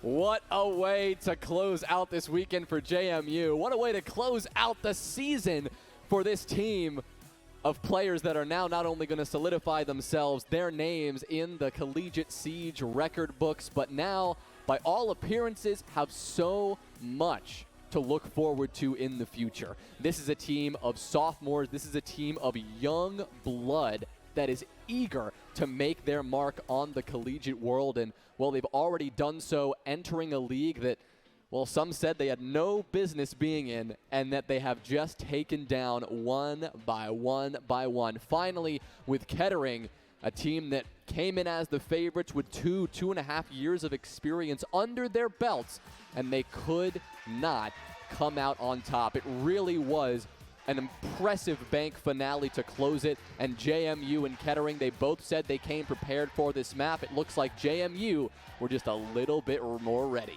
And we are starting at that bottom point. As a brand new team, the only place you can go from there is up. And not only did they go up, they skyrocketed to the top here for the NACE Starleague. their first ever playoff game, their first ever match win in the grand finals. And honestly, Jonah, despite them being at the top, I think they can break through that sky barrier as well. They're probably looking to maybe just continue that lineage and, like I said, just create a dynasty here in the collegiate scene. Well, we saw it here on Bank round after round. We talked about the adaptability of JMU from the get-go. We said it existed on Cafe, although to little success. We saw how it gave them the win on Oregon, and then through and through, we saw how they were able to change up their strategy on Bank to get themselves over the top. Kettering, they did the same thing. I mean, they went blow for blow with JMU, but finally, when they swapped sides, when it was Kettering's turn to attack, that is where things slipped away. It was JMU and their presence on defense, their ability to play aggressively, but then restrain themselves in the end. It was that discipline, that focus that got them the win here today. So incredible congratulations to JMU, and you've got to give it up still to their opponents of Kettering, the Bulldogs from Kettering University, who came all the way from Flint, Michigan for this event. They have put up an impressive performance all season long, and, you know, with all the experience they have under their belt, I'm confident it's not over for them yet either. But it is JMU to take it. They're walking out of here with the trophy. They're walking out of here with that $2,500 prize. It really is a day for them. And for Kettering as well, it's the fact that there's still so much time left for them. Sure, they've gotten to be a bit of an older collegiate team at this point, but there's the spring semester to look forward to. There's still plenty of options out there in the collegiate scene. It really is only a matter of time before they can finally stop being that 4th to 2nd place team and finally get that 1st place trophy. Well, we're going to send it back down to Los to close out this Rainbow Six Grand Final to actually hear from our champions. Los, we'll pass it to you. And here it is. James Madison University have done it. They ran the gambit and came out as NACE Starleague grand champions. Now, Jarvis, what does it mean to find this victory in front of your family in the crowd right now? It's insane. I never imagined that I'd play on a stage, like playing games. It's opened up so many opportunities now that, like, I never would have experienced if I didn't come to JMU and do Siege and do with all these boys that helped me get here and win this. They're awesome. It's an amazing thing to see your brothers in the server, your parents in the crowd. Now, this team, Kettering, a squad that defeated you in the regular season, you came back to run against Butler as well, who defeated you previously. How confident were you coming into the finals that you would get that revenge? It was just our revenge tour. We had to get it. There's no way, like, making a stage, being on stage, that's awesome, but no way you can be on stage and lose, you know? Well, I had to come up here and win. Someone's got to lose on stage. Well, I guess it's good that it wasn't you, at least for all the fans in the crowd. So how exactly did you prepare to try and beat these previous victors? We mainly worked on ourselves. I know Butler, we did a lot more counter-stratting and, like, watching their VODs, but for Kettering, we knew that we could just, if we play our own game and we just play better than we did the last time, then we got it. And that's what we did. We played amazing on Oregon, and we played amazing on Bank, and it won, even though we did not have a hot first map. Well, I mean, playing amazing on Oregon, you almost went into an overtime situation. Talk to me about how Kettering almost stole that from you. Yeah, we were up 5-1, and then we switched to sides, and Oregon's definitely a defender-sided map, and Kettering's a really good defensive team. So there's a bunch of opportunities that we lost. Like, there was one 5v2 on Dining where I don't know how we lost that round, but Bucka and whoever else was alive made a really good play to clutch it up for them. And we were just losing rounds that we should have won, and then in the end we were able to close it out in the final 2, but 2 of the final 3. What do you feel was the switch that you flipped on the final map of Bank? On Bank, I mean, just the flip of the sides. We flipped sides. I think we even lose in a defense round? We might have lost 1 at most, but flipping sides changes everything. It changes the momentum. It changes how you play.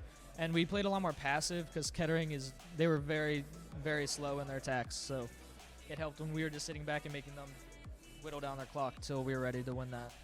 Well, you certainly looked ready to win it, but I think now you're ready to take home the trophy. I think we got to get the whole JMU squad out here. Sir, get up here. It's time to see what you've earned all season long. You've been fighting for this one moment. James Madison University, enjoy the NACE Starleague Grand Finals trophy. Let's go, baby! Number 1. ECAC is next. What a victory for that squad. And they'll be able to take that trophy home. But for now, Rainbow Six comes to a close.